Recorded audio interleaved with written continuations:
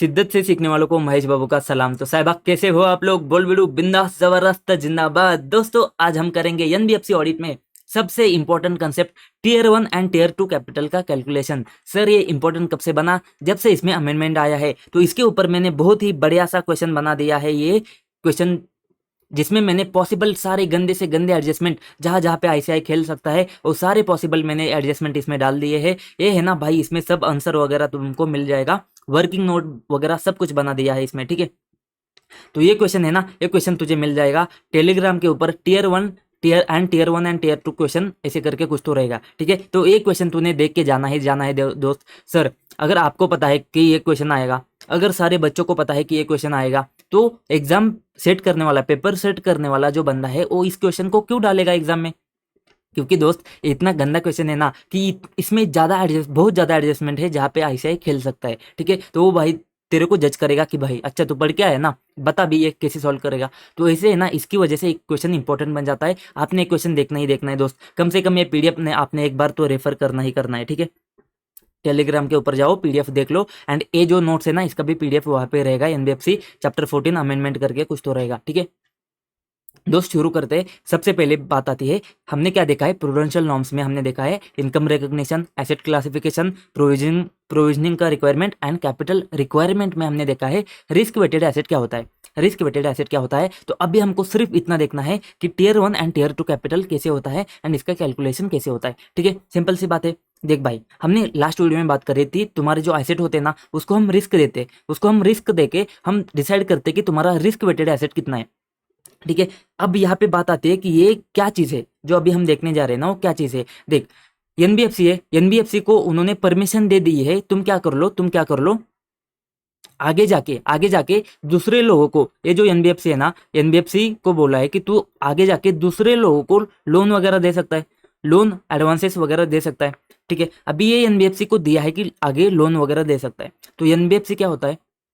Non banking financial company, ठीक है। उसको भी पैसा कमाने का है, उसको भी प्रॉफिट करने का है, तो वो क्या करेगा? ज्यादा से ज्यादा लोन देने की कोशिश करेगा, ठीक है। अच्छी बात है, दे दो तुम, हमको कोई दिक्कत नहीं है। लेकिन जितने ज्यादा तुम लोन देते हो, लोन तुम्हारे एनबीएफसी में कहाँ पे आएगा? एसेट में आएगा। सर एसेट में कैसे आएगा? अरे भाई तुम्हारा नॉर्मल बैलेंस शीट होता है ना, जो कंपनीज वगैरह नॉर्मल कंपनीज का, उसमें तुमको लाइबिलिटी में दिखता है। लेकिन वो लाइबिलिटी में दिखता है तो किसी के तो एसेट में दिखेगा ना। तो किसके एसेट में दिखेगा? बैंक के, एनबीएफसी के, क्योंकि वो दिया है ना, उन्होंने दिया है तो एसेट में दिखेगा। तो तुम्हारे एसेट में वगैरह लोन वगैरह दिखता है, ठीक है। ठीक है, अब जो है ना, ये लोन एनबीएफसी देते जा रहा है एंड अगर ये देते जा रहा है, उनका रिकवरी नहीं हुआ तो इसमें तो रिस्क है ना भाई, इसमें तो रिस्क है, रिकवरी नहीं हुआ तो। एंड जो लाइबिलिटी साइड पे है ना, उनका बैलेंस शीट में लाइबिलिटी साइड पे, कैपिटल के साइड पे, इन्होंने खुद का पैसा तो थोड़ा लेकर आए हैं, लेकिन बाकी सबका पैसा, बहुत सारे लोगों का पैसा है, पब्लिक से डिपॉजिट वगैरह लिया है, तो भाई इनका जो चीज है ना, इनका जो पैसा अटका जाएगा, ठीक है। तुम क्या कर रहे हो एनबीएफसी, ये जो बाकी लोग है ना, ये लोगों का पैसा है, तुमने लिया है एंड ये तुम क्या कर रहे हो? दूसरे लोगों को दे रहे हो, ठीक है। अगर इनसे रिकवर नहीं होता है, अगर जो दूसरे लोग हैं ना उनसे रिकवर नहीं होता है, तुम इन बाकी लोगों को कैसे दे पाओगे? तो नहीं दे पाओगे ना। तो इन्होंने बोला है कि अगर ठीक है तू देता है ना, लोन देता है, अच्छी बात है, लेकिन ये जो तेरा कैपिटल है ना, वो भाई कम से कम इतना होना चाहिए कि तू कुछ तो सिक्योर कर पाए। जैसे कि अगर इसमें अगर लॉस हो जाता है तेरा, तो लॉस ऑब्जर्व करने की कैपेसिटी तेरे में कुछ तो होनी चाहिए, अगर ये जो लोन है, ये अगर डिफॉल्ट हो जाते तो, एंड ये जो लोग हैं जिन्होंने तेरे को पैसा दिया है, अगर वो तेरे को मांगने आते हैं, तो तेरे पास कुछ तो पैसे होने चाहिए, तेरे पास कुछ तो कैपिटल होना चाहिए कि तू उस रिस्क को ऑब्जर्व कर पाए, ठीक है। तो कम से कम अभी for example risk weighted asset है ना, फॉर एग्जांपल मान लीजिए कि 100 रुपए है, ठीक है, 100 रुपए है, तो कम से कम है ना भाई 10% तो तेरे पास तेरा खुद का कैपिटल होना चाहिए, कि अगर 10% भी लोग अगर तेरे को पैसा मांगने आ जाते हैं, तो उस केस में तेरा क्या होना चाहिए? 10% तो तू उसको देना चाहिए, ठीक है। तो 10% तो तेरा कैपिटल होना चाहिए। तो पहला जो 10% आता है ना, मतलब अगर ये रिस्क वेटेड एसेट, ये सारे रिस्क एसेट है ना, ये अगर सारे के सारे डूब जाते हैं ना, तो कम से कम पहले वाले 10 है ना, वो तू बेयर कर पाएगा, पहले वाले 10 जो है ना तू बेयर कर पाएगा, 10-15 तो बेयर कर पाएगा। उसके ऊपर अगर जाता है ना, तो भाई बाकी के लोग बेयर करेंगे, लेकिन जो पहले वाले है ना, उसको कम से कम तो बेयर कर पाए, ठीक है। तो इसकी वजह से उन्होंने बोल दिया कि हम अकाउंटिंग एडजस्टमेंट करेंगे, एक नंबर का गेम खेलेंगे बस, और कुछ नहीं। तेरे को पैसे रखना है ऐसा नहीं है, जो पैसे रखना है ना वो कहाँ पे होता है? तुम्हारा एसएलआर, सीआरआर, वहाँ पे होता है, ठीक है। जो हम बैंक ऑडिट में वगैरह देख लेंगे, उसके बारे में टेंशन छोड़ दो, ठीक है। पैसे रखने की जरूरत नहीं है, हमको बस अकाउंटिंग एडजस्टमेंट करना है या फिर हमको नंबर में गेम खेलना है। हमको बस गेम क्या खेलना है कि जो रिस्क, जो तू एसेट दे रहा है ना, जो तू लोन दे रहा है ना, ये तू बहुत ज्यादा ना दे, या फिर बहुत ज्यादा, इतनी ज्यादा ना दे कि तेरा जो कैपिटल है ना, तू 10 रुपए लेके आया है एंड तू लोन देते जा रहा है बहुत सारा। बहुत सारा कैसे देगा? क्योंकि लोगों से पैसे लेते आ रहा है एंड दूसरे लोगों को देते जा रहा है, ठीक है। तो तेरा कैपेसिटी नहीं है, फिर भी तू इतना बड़ा बड़ा बिजनेस कर रहा है ना, उसको रोकने के लिए उन्होंने क्या बोला, तो रिस्क वेटेड एसेट है ना, तो वहाँ पे हम नंबर गेम है, बस और कुछ नहीं, नंबर गेम है। तो ये जो रिस्क वेटेड एसेट है ना, तो जो एसेट है ना, तो उसको बढ़ाते जाएगा बढ़ाते जाएगा बढ़ाते जाएगा। तो भाई तू बढ़ा दे, हमको कोई टेंशन नहीं है, लेकिन जो बढ़ाते जा रहा है ना, उसके रिलेटेड तू कैपिटल भी लेके आ रहा, कैपिटल भी लेकर आ। अगर तू तेरा पैसा लेकर आए ना, आ रहा है ना, तो हमको कोई दिक्कत नहीं है, तो एसेट दे दे। अगर तू तेरा खुद का पैसा लेकर आ रहा है ना, तो भाई हमको कोई दिक्कत नहीं है, तू दे दे फिर, लोन्स एसेट सब सब दे दे, हमको कोई दिक्कत नहीं है। बट लोगों को खतरा नहीं होना चाहिए। तो बात क्या आती है, उन्होंने बोला कि अगर ये 100 रुपए का बाद में 200 भी बनता है ना, तो भी हमको दिक्कत नहीं है, बस तेरा पैसा जो है ना फिर 20 आना चाहिए। जो पहले तेरा 10 रुपए था ना, वो तू 20 रुपए लेकर आ, फिर 200 का दे दे। अगर ये 300 हो जाता है ना, 300, तो भी हमको कोई दिक्कत नहीं है, बस तू 30 रुपए का कैपिटल लेकर आ। फिर तेरा 30 रुपए है ना, तू 300 का दे दे। बट अगर तेरा 10 ही है ना, तो 100 के ही लोन्स दे दे। तो जो लोन्स एडवांसेस को उनको क्या करना है, एनबीएफसी को रेगुलेशन में लेकर आने के लिए उन्होंने, आरबीआई ने बोल दिया कि देख भाई, तेरा जो कैपिटल है ना, तेरा जो कैपिटल है ना, वो कम से कम 10% होना चाहिए। क्यों? क्योंकि तू क्या कर पाए, लॉस को एब्जॉर्व कर पाए, लॉस को एब्जॉर्व कर पाए, ठीक है सर। अगर मार्केट के सिचुएशन एकदम बदल गए हैं, एकदम वक्त बदल जाता है, जज्बात बदल जाते हैं एंड अनएक्सपेक्टेड कुछ तो आ जाता है, तो उस केस में क्या होना चाहिए, उस केस में ना तेरे पास भाई 15% तो कैपेसिटी होना चाहिए। तो सर, तो इन्होंने क्या किया है, ये दो कैपिटल में डिवाइड किया। दो कैपिटल कैसे? उन्होंने बोला देख, बेसिक वाला जो है ना, बेसिक वाला जो है ना, तो हम बात करते हैं, तेरे पास 10% तो होना ही चाहिए, बेसिक वाला 10% होना चाहिए। तो हम क्या करेंगे, कैपिटल को दो चीजों में, दो हिस्सों में डिवाइड करेंगे।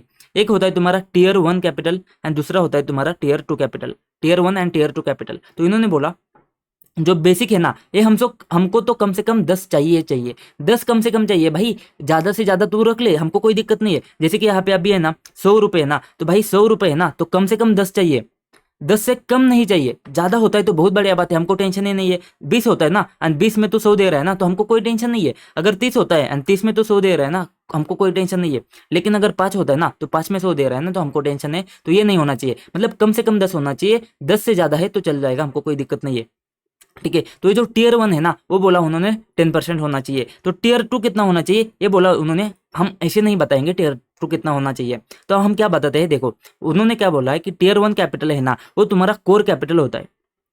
कोर कैपिटल होता है, कैसे होता है कोर कैपिटल, तुमको समझेगा हम जब कैलकुलेशन करेंगे। एंड जो टीयर 2 कैपिटल होता है ना, ये टीयर 2 कैपिटल उसका बैकअप का कैपिटल होता है, सप्लीमेंट्री कैपिटल है, बैकअप के लिए है, ठीक है, बैकअप के लिए। तो ये जो है ना, तो इन्होंने बोला कि जो मेन कोर कैपिटल है ना, वो तेरा 10 होना चाहिए। तो सर ये जो सप्लीमेंट्री बैकअप के लिए है ना, वो कितना होना चाहिए? बोले हमको वो पता नहीं है वो कितना होना चाहिए, हम बस क्या कह रहे, तेरा एक टीयर 1 है ना, वो 10% होना चाहिए एंड टीयर 1 प्लस टीयर 2 है ना, ये तुम्हारा 15% होना चाहिए। ये तुम्हारा कम से कम 15% होना चाहिए, 15 से ज्यादा है तो चल जाएगा। तो सर इसका मतलब क्या, टीयर 2 5% होना चाहिए क्या? हो सकता है, हो सकता है, हो सकता है, होना ही चाहिए ऐसा नहीं है। मतलब क्या सर, मतलब क्या, थोड़ा अच्छे से समझाओ, थोड़ा कंफ्यूजन हो रहा है, कोई बात नहीं। देख, ये तेरा टीयर 1 है, ये तेरा टीयर 2 है। उन्होंने बोला है कि ये दोनों प्लस करके तेरा 15% होना चाहिए, ठीक है। तो इन्होंने बोला कि टीयर 1 है ना, बट टीयर 1 तुम्हारा 10% कम से कम होना चाहिए, टीयर 1 तुम्हारा 10% कम से कम होना चाहिए। मतलब टीयर 2 अगर 0 होता है ना, तो नहीं चलेगा, क्योंकि तुम्हारा 15% मीट नहीं होता है, ठीक है, नहीं चलेगा। बट सर अगर टीयर 1 15% है एंड टीयर 2 0 है, तो तुम्हारा 15% मीट होता है, तो चलेगा क्या? हाँ भाई चलेगा। मतलब क्या, टीयर 2 0 भी हो सकता है, टीयर 2 5 भी हो सकता है, टीयर 2 10 भी हो सकता है। हमको क्या देखना है, हमको दो चीज देखनी है, टीयर 1 कम से कम 10 होना चाहिए एंड दोनों का टोटल कम से कम 15 होना चाहिए। टीयर 1 10 होना चाहिए, दोनों का टोटल कम से कम 15 होना चाहिए। मतलब अगर टीयर 1 7 है, टीयर 2 8 है, दोनों का टोटल 15 हो गया, चलेगा क्या? नहीं चलेगा। क्यों? क्योंकि टीयर 1 तुम्हारा 10 नहीं है। समझ में आया? समझ में आया? तो कम से कम टीयर 1 कितना होना चाहिए, 10% होना चाहिए। उसके बाद में तेरा टीयर 2 कितना है, 8% है, तो तेरा 18% हुआ, चलेगा क्या? हाँ भाई चलेगा। क्यों? क्योंकि देख, कम से कम 15 है, कम से कम 15 होगा, हो जाता है दोनों का मिला के, ठीक है। तो ये बात तुमको समझ में आनी चाहिए। तो सर इसको कैलकुलेट कैसे करेंगे? भाई बहुत सिंपल सी बात है, हमने क्या बोले, हमारे पास रिस्क वेटेड एसेट कितने हैं, 100 रुपये है। हमारे पास कैपिटल कितना है, कैपिटल कितना है, 10 रुपये है। तो भाई 10 डिवाइड बाय 100, इंटू 100 करोगे तुम, इजिकल टू तुम्हारा क्या आएगा, 10% आएगा। ठीक है सर, लेकिन ये टीयर 1 कब करेंगे, टीयर 2 कैसे करेंगे कैलकुलेशन? देख भाई, तो तेरा डिनोमिनेटर तो फिक्स है, रिस्क वेटेड एसेट ये तो 100 फिक्स है। अगर तुझे सिर्फ टीयर 1 चाहिए ना, तो क्या करेगा, ऊपर टीयर 1 लेगा, तो ये आता है तुम्हारा 10% इंटू 100 करेगा तो। ठीक है, अगर तुझे टीयर 1 प्लस टीयर 2 करना है ना, तो भाई इधर ऐड कर ले, तो 10 प्लस 8 हो गया तुम्हारा 18% आ गया। समझ गया? मतलब न्यूमरेटर में तू बस ऐड कर ले कि तेरे को क्या चाहिए, सिर्फ टीयर 1 चाहिए तो टीयर 1 ऐड कर ले, टीयर 2 एंड टीयर 1 दोनों मिलाकर चाहिए तो टीयर 2 प्लस टीयर 1 ऐड कर ले। ठीक है, समझ में आया? ये उन्होंने बोल दिया है। तो देख, इन्होंने क्या बोला है, कैपिटल रिस्क एडिक्वेसी रेशियो तेरे को मेंटेन करना पड़ेगा, कैपिटल रिस्क एडिक्वेसी रेशियो तेरे को मेंटेन करना पड़ेगा, CRAR। ठीक है, कितना करना है देखते हैं। तो इसमें न्यूमरेटर में क्या आएगा, eligible total capital funds, eligible total capital funds. तो इलिजिबल क्यों लिखा है यहाँ पे, क्योंकि है ना, अगर तेरे को बस टीयर 1 चाहिए तो बस टीयर 1 ले ले, तेरे को बोथ चाहिए तो टीयर 1 प्लस टीयर 2 ले ले।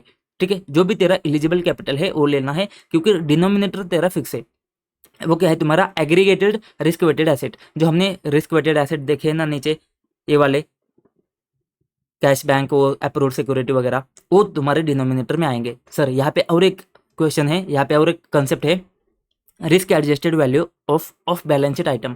सर ये ऑफ बैलेंस शीट आइटम क्या होते हैं, तुम्हारे contingent asset, contingent liability. For example NBFC ने किसी को गारंटी दे दिया है, तो गारंटी तुम्हारा क्या हो जाएगा, ऑफ बैलेंस शीट आइटम हो जाएगा, उसमें भी रिस्क है ना, तो वो भी तुम यहाँ पे ऐड कर लो, वो भी तुम यहाँ पे ऐड कर लो। तो सर एक्चुअल में डिटेल में कैसे रिस्क एडजस्ट करना है उसके बारे में यहाँ पे नहीं है, तुमको पढ़ने का नहीं है। तो बस अगर क्वेश्चन में दिया है ना ऐसा एडजस्टमेंट कि risk adjusted value of balance sheet item, तो तुमको कंसिडर करके चलना पड़ेगा, तुमको डिनोमिनेटर में बस ऐड करना है और कुछ नहीं करना है। ठीक है, समझ में आया? तो इस CRAR का फॉर्मूला क्या है तुम्हारा, इलिजिबल टोटल कैपिटल टीयर 1 या फिर टीयर 1 प्लस टीयर 2 हो सकता है, divide by aggregated risk weighted asset plus risk adjusted value of balance sheet item into 100। ठीक है सर, ये कितना होना चाहिए, ये कितना होना चाहिए? तो इन्होंने बोल दिया है कि तुम्हारा जो है ना, टीयर 1 प्लस टीयर 2 जो कैपिटल है ना, वो तुम्हारा 15% से कम नहीं होना चाहिए। 15 से ज़्यादा है तो चलेगा, 15 है चलेगा, 15 से कम नहीं होना चाहिए। एंड इसमें से टीयर 1 कैपिटल है ना, ये तुम्हारा 10% से कम नहीं होना चाहिए।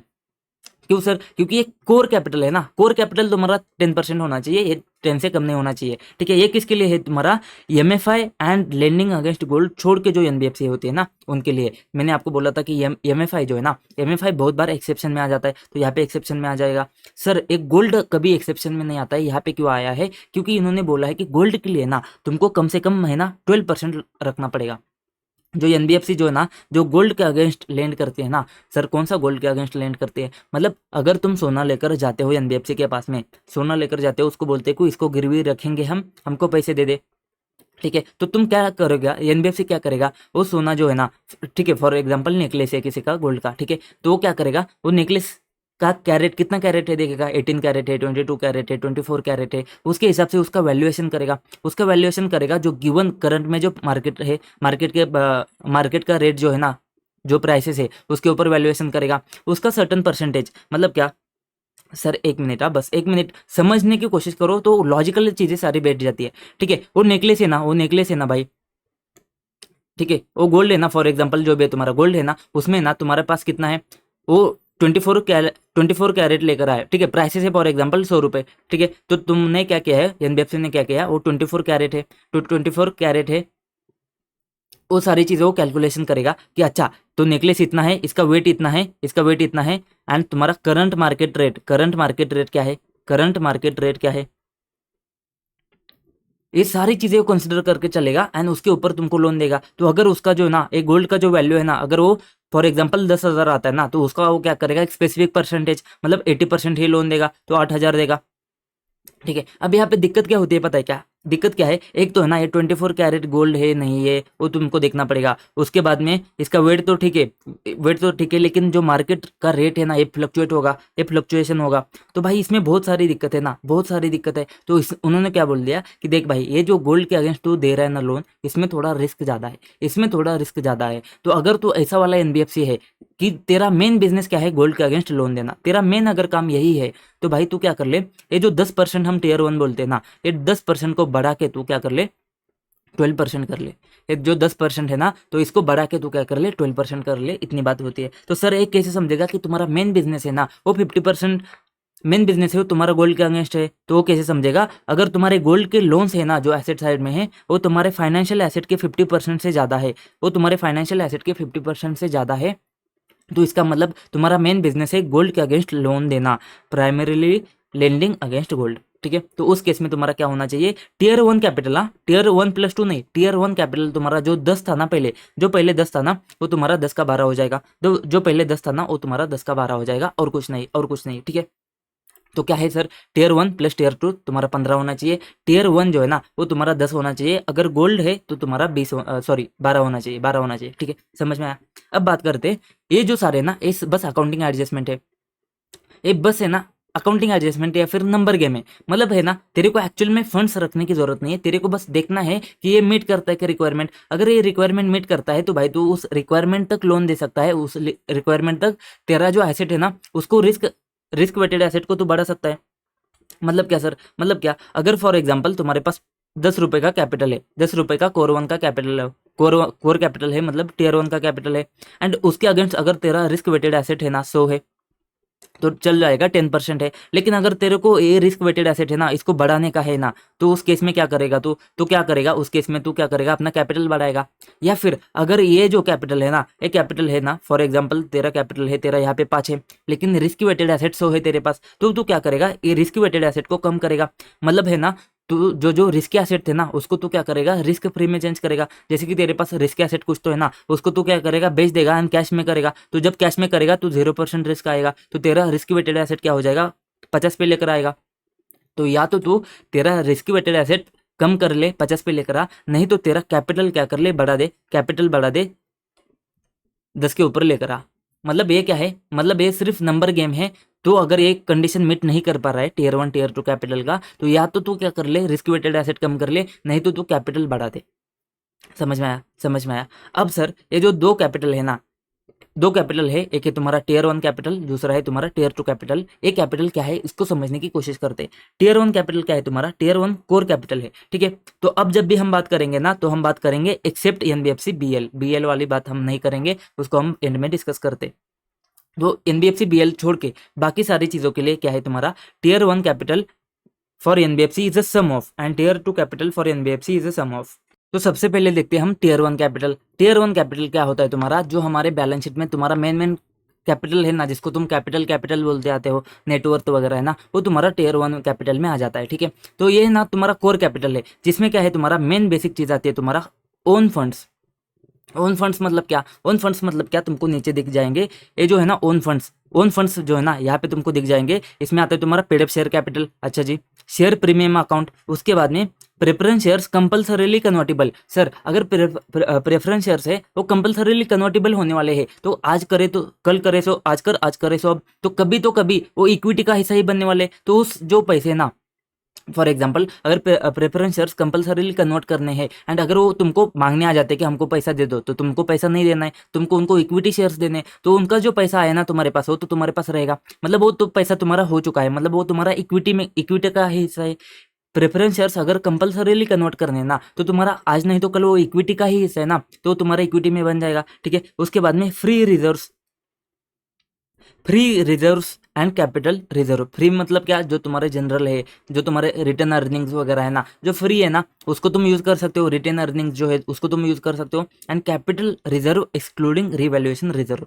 ठीक है, तो कैपिटल रिजर्व क्या होता है तुम्हारा? कंपनी क्या करता है, कभी कभी है ना फ्यूचर में कुछ तो गंदा सा लॉस वगैरह होने वाला है, अगर कुछ अनएक्सपेक्टेड हो जाता है ना, तो उसको सेव करने के लिए वो क्या करेगा? अपने फंड्स में से कुछ रिजर्व सेपरेट करके रख देगा कैपिटल रिजर्व के नाम से। ठीक है, ताकि तुम्हारा अनएक्सपेक्टेड लॉस वगैरह है ना तो उसको एब्जॉर्बिंग कैपेसिटी हो जाए। इसकी वजह से क्या करेगा? कैपिटल रिजर्व नाम से अलग से रिजर्व करके रख देगा। लेकिन इसमें रिवैल्यूएशन रिजर्व नहीं करना है सर। सर इंपॉर्टेंट है हर एक चीज़, मैं आपको बता दूंगा, हर एक चीज़ इंपॉर्टेंट है, क्योंकि भाई इसमें खेलने के लिए बहुत कुछ है। हर एक चीज़ इंपॉर्टेंट है, हर एक चीज़। ठीक है, समझो, ये तुम्हारा बैलेंस शीट है, ये तुम्हारा बैलेंस शीट है। ठीक है, यहाँ पे तुम्हारे पास एक तो है पेड अप शेयर कैपिटल, उसके बाद में तुम्हारे पास रिजर्व्स होते हैं। ठीक है, ये रिजर्व में तुम्हारा एक क्या होता है तुम्हारा बेसिक वाला जो आता है तुम्हारे रिटेन अर्निंग से। रिटेन अर्निंग मतलब क्या? हर साल जो तुम प्रॉफिट वगैरह करते हो ना, हर साल तुम यहाँ पे P&L में जो तुम प्रॉफिट वगैरह करते हो ना, उसका प्रॉफिट का बैलेंस जो है ना वो तुम क्या करते हो, तुम रिजर्व में अपना शिफ्ट करते हो। तो ये जो रिटेन अर्निंग्स है ना, इसको तुम क्या बोलोगे, या तो जनरल रिजर्व बोलोगे, या फिर इसको क्या बोलोगे, फ्री रिजर्व, फ्री रिजर्व बोलोगे। तो इसको यूज कर सकते हैं क्या? हाँ भाई यूज कर सकते हो ना। तुमने मेहनत करके प्रॉफिट कमा दिया है, अगर तुमने मेहनत करके प्रॉफिट कमाया है तो उसका तुम्हारा कोर कैपिटल में आ जाएगा, ठीक है। तो कोर कैपिटल तुम यूज कर सकते हो, paid up share capital use कर सकते हो। अगर पेड अप शेयर कैपिटल देते समय तुमने क्या किया है, वो प्रीमियम पे चार्ज किया है, तो तुम्हारे पास शेयर प्रीमियम अकाउंट बना रहेगा। तो अगर तुमने शेयर प्रीमियम पे सेल किए ना, तो भी पैसा तुम्हारे पास है, उसको भी तुम यूज कर सकते हो, ठीक है सर। बस बात यहाँ पे क्या आती है कैपिटल रिजर्व की। तो कैपिटल रिजर्व क्या होता है, हम क्या करते हैं प्रोविजन करके यहाँ से कुछ फंड्स क्या करते हैं, कैपिटल रिजर्व मतलब सिर्फ अलग करते हैं कि आगे जाके अगर कुछ लॉस वगैरह आता है ना, तो उसको हम क्या करें, मिटिगेट कर पाए। उसके लिए हम क्या करते हैं, तुम्हारे जो नॉर्मल रिजर्व है ना उसमें से कुछ फंड्स निकाल के रख सकते हैं, ठीक है। उसको निकाल के हम क्या करेंगे, कैपिटल रिजर्व नाम से उसको अलग से रख देंगे, तो इसको तुम यूज कर सकते हो। लेकिन सर रिवैल्यूएशन रिजर्व जो है ना, रिवैल्यूएशन रिजर्व इसको यूज मत करना, इसको यूज मत करना। सर क्यों यूज नहीं करना है, इसके लिए बहुत इंपॉर्टेंट बात आती है। इसको यूज नहीं करना है, क्यों यूज नहीं करना है, देखो बहुत ही लॉजिकल पॉइंट है। रिवैल्यूएशन रिजर्व कब होता है, जब तुम्हारा एसेट है ना, एसेट को तुम क्या करते हो, एसेट को तुम रिवैल्यू करते हो, ठीक है। फॉर एग्जाम्पल सर मेरा मेरा बिल्डिंग था, इसके साइड से मेरा हाईवे जाता है, इसके साइड से मेरा हाईवे जाता है। जैसे ही हाईवे जाता है, हाईवे का काम शुरू हो गया, तुम्हारी बिल्डिंग के प्राइसेस बढ़ गए, तो तुमने क्या किया, बिल्डिंग को रीवैल्यू किया। तो जो बिल्डिंग जो तुम्हारी पहले 1 करोड़ की थी, अब तुमने क्या कर ली, अब तुमने 1.5 करोड़ की कर ली। तो जो 0.5 CR जो बढ़ा है तुम्हारा, 50 लाख जो तुमने बढ़ाया है ना, वो तुम क्या करोगे, रिवैल्यूएशन रिजर्व में डाल दोगे। बट सर ये तुम्हारा एक्चुअल में बढ़ा है क्या, ये तुम्हारे पास पैसा है क्या, तुमने बिल्डिंग को बेचा है क्या, नहीं बेचा है ना, तो उसको तुम ऐड नहीं करोगे, टीयर 1 कैपिटल में, ठीक है। तो ये रिजर्व है ना, इसको तुम ऐड नहीं करोगे, सिंपल सी बात आती है। सर इसमें और एक चीज आता है, जो तुम्हारा आता है प्रेफरेंस शेयर्स। प्रेफरेंस शेयर्स जो क्या है, जो तुम्हारे कंपल्सरीली कन्वर्ट करने, अगर सर कंपल्सरीली कन्वर्ट करने हैं ना, तो कल करे सो आज करे सो अब, तो कभी ना कभी तो इक्विटी का ही हिस्सा बनना है, मतलब उसको तुमको पैसे वापस रिटर्न नहीं करने, तुमको उसके अगेंस्ट में सिर्फ शेयर्स बेचना है। तो कंपल्सरीली कन्वर्ट करना है ना शेयर्स, तो वो तुम्हारा एज गुड एज इक्विटी का पार्ट है, वो तुम्हारे क्या में आ जाएगा, वो तुम्हारे टीयर 1 कैपिटल में आ जाएगा, ठीक है। तो तुम्हारे टीयर 1 कैपिटल में आ गया, ठीक है। इतना समझ में आता है सर। ये है तुम्हारे ओन फंड्स, ठीक है, ये तुम्हारे ओन फंड्स है, मतलब ये तुम इसके ऊपर तुम्हारा अधिकार है, तो तुम्हारे बन जाते हैं ये ओन फंड्स, ठीक है, ओन फंड्स बन जाते हैं। उसके बाद में आगे और हम थोड़ा डिस्कस करते हैं, पहले ये तो समझ में आता है तुमको ओन फंड्स है ये, ठीक है। उसके बाद में दूसरी चीज आती है तुम्हारा perpetual debt instrument. Perpetual debt instrument क्या है, तो एक तो ओन फंड्स है, दूसरा परपेचुअल डेट इंस्ट्रूमेंट है। परपेचुअल डेट इंस्ट्रूमेंट मतलब क्या, जैसे कि हमने बात करी थी, ये जो प्रेफरेंस शेयर्स है वो कंपल्सरीली कन्वर्ट करने हैं, वैसे ही फॉर एग्जाम्पल अभी तुम्हारे पास है बॉन्ड्स, ठीक है, बॉन्ड्स है तुम्हारे पास 10% बॉन्ड्स, 10% बॉन्ड्स है, लेकिन ये बॉन्ड्स है ना, ये तुमको कभी रिटर्न करने नहीं है, मतलब ये ना, ये क्या होने चाहिए, ये परपेचुअल चलते जाएंगे, परपेचुअल निरंतर। इसका मतलब तुमको रिफंड नहीं करना है पैसा, ये तुमको बस क्या करना है, इसके ऊपर का 10% इंटरेस्ट पे करते जाना है हर साल, ठीक है। इसको तुमको एक्चुअल में पैसे कभी नहीं देने हैं। एक्चुअल में ये जो बॉन्ड है ना, जो फॉर एग्जांपल इसका प्राइस 100 रुपये है ना, तो तुमको क्या करना है, बस हर साल तुमको क्या करना है, 10 रुपये उसको इंटरेस्ट पे करना है। बट अगर किसी को बॉन्ड बेचना है ना, वो तो कंपनी से बेच नहीं सकता है, क्यों, क्योंकि वो बोलेगा, वो मतलब वो किसी और को बेच सकता है, कंपनी को नहीं बोल सकता कि भाई ये बॉन्ड ले ले, मेरे को 100 रुपये वापस दे दे, ऐसा नहीं बोल सकता, क्योंकि वो उसका काम क्या है, वो कंपनी वापस उसको रिटर्न नहीं करने वाली है, बस उसको इंटरेस्ट देते जाएगी, ठीक है। अभी जो परपेचुअल है ना, तो इसका मतलब क्या, अगर कोई तुमको पैसे मांगने आ जाता है, कि भाई साहब ये बॉन्ड मेरा 100 रुपये का है, मेरे को 100 रुपये दे दे, तो कंपनी को देना है क्या, नहीं देना है ना, तो ये जो है ना, ये कंपनी का जिम्मेदारी नहीं है, कंपनी को उसको पैसे वैसा रिटर्न नहीं करना है। तो ये जो है ना, ये तुम इसमें ऐड कर सकते हो, क्योंकि तुमको पैसा आ गया एंड ये तुमको वापस नहीं करना है, बस तुमको इंटरेस्ट वगैरह पे करना है। तो इसका है ना, कुछ हिस्सा तुम ऐड कर सकते हो तुम्हारे कहाँ पे, टीयर 1 के कैपिटल में। तो टीयर 1 के कैपिटल में क्या है, दो ही चीजें, एक है ओन फंड्स एंड दूसरा है तुम्हारा परपेचुअल डेट इंस्ट्रूमेंट। इसको हम क्या बोलेंगे, परपेचुअल डेट इंस्ट्रूमेंट, ठीक है।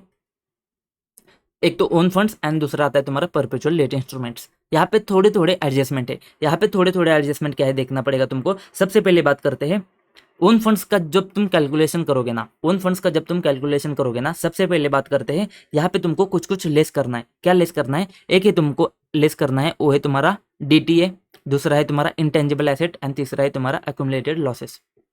क्यों है, क्या है, एक एक के बारे में अच्छे से समझाऊंगा, कोई टेंशन न हो, ठीक है। सबसे पहली बात आती है, सबसे पहली बात करते हैं एक्यूमुलेटेड लॉसेस के बारे में। सर ये तुम्हारा है लायबिलिटी, यहाँ पे तुमने किया है पेड अप शेयर कैपिटल, यहाँ पे तुम्हारा है रिजर्व। रिजर्व में तुमने क्या किया है, बट सेपरेट हेडिंग किया है, मतलब तुमने क्या किया है, एक में आते हैं तुम्हारे प्रॉफिट एंड एक में आते हैं लॉसेस। तो अभी तक जो तुमने हर साल का पी हुआ है ना, पी हर साल का पी हुआ है ना, उसमें से तुमने क्या किया है, प्रॉफिट एंड लॉसेस तुमने क्या किए है, तुमने रिजर्व में ट्रांसफर कर दिए। तो सर जो रिजर्व में तुम्हारे बचा है ना, तुमने क्या किया है, बस एडजस्टमेंट किया है, एडजस्टमेंट किया है तुमने एक ही जगह पे जो तुमने भेजना था ना, मतलब जो रिजर्व था, फॉर एग्जाम्पल 100 रुपये था, तो लॉस हो गया तो उसको 10 से कम करना था, 90 करना था, एंड प्रॉफिट हो गया तो 10 से बढ़ाना था, फिर 100 करना था। तो ये जो चीज़ है ना, तुमको एक ही रिजर्व में एडजस्ट करनी थी, बट तुमने क्या किया पता है क्या, तुमने 100 को अलग रखा, एंड जो तुम्हारा प्रॉफिट है ना, ठीक है, थोड़ा यहाँ पे एग्जाम्पल चेंज करते हैं, 20 रुपये का प्रॉफिट हुआ तो 110 हो गया, तो तुमने 100 को अलग रखना था, 100 को अलग रख दिया तुमने, एंड जो प्रॉफिट है ना उसको तुमने अलग रख दिया, एंड लॉसेस को तुमने अलग रख दिया, ठीक है। तो सर मुझे नेट में बताओ, तुम रिजर्व में ए कंसिडर करोगे, 120 कंसिडर करोगे, तो सर लॉसेस भी तो तुमने कंसिडर करने चाहिए ना, क्योंकि अल्टीमेटली तुम्हारा अमाउंट कितना आना चाहिए, 110। तो जो लॉसेस है ना अक्यूमुलेट किए हुए, तुम उसको कंसिडर नहीं करोगे तो गलत हो जाएगा। तो भाई यही बात आती है।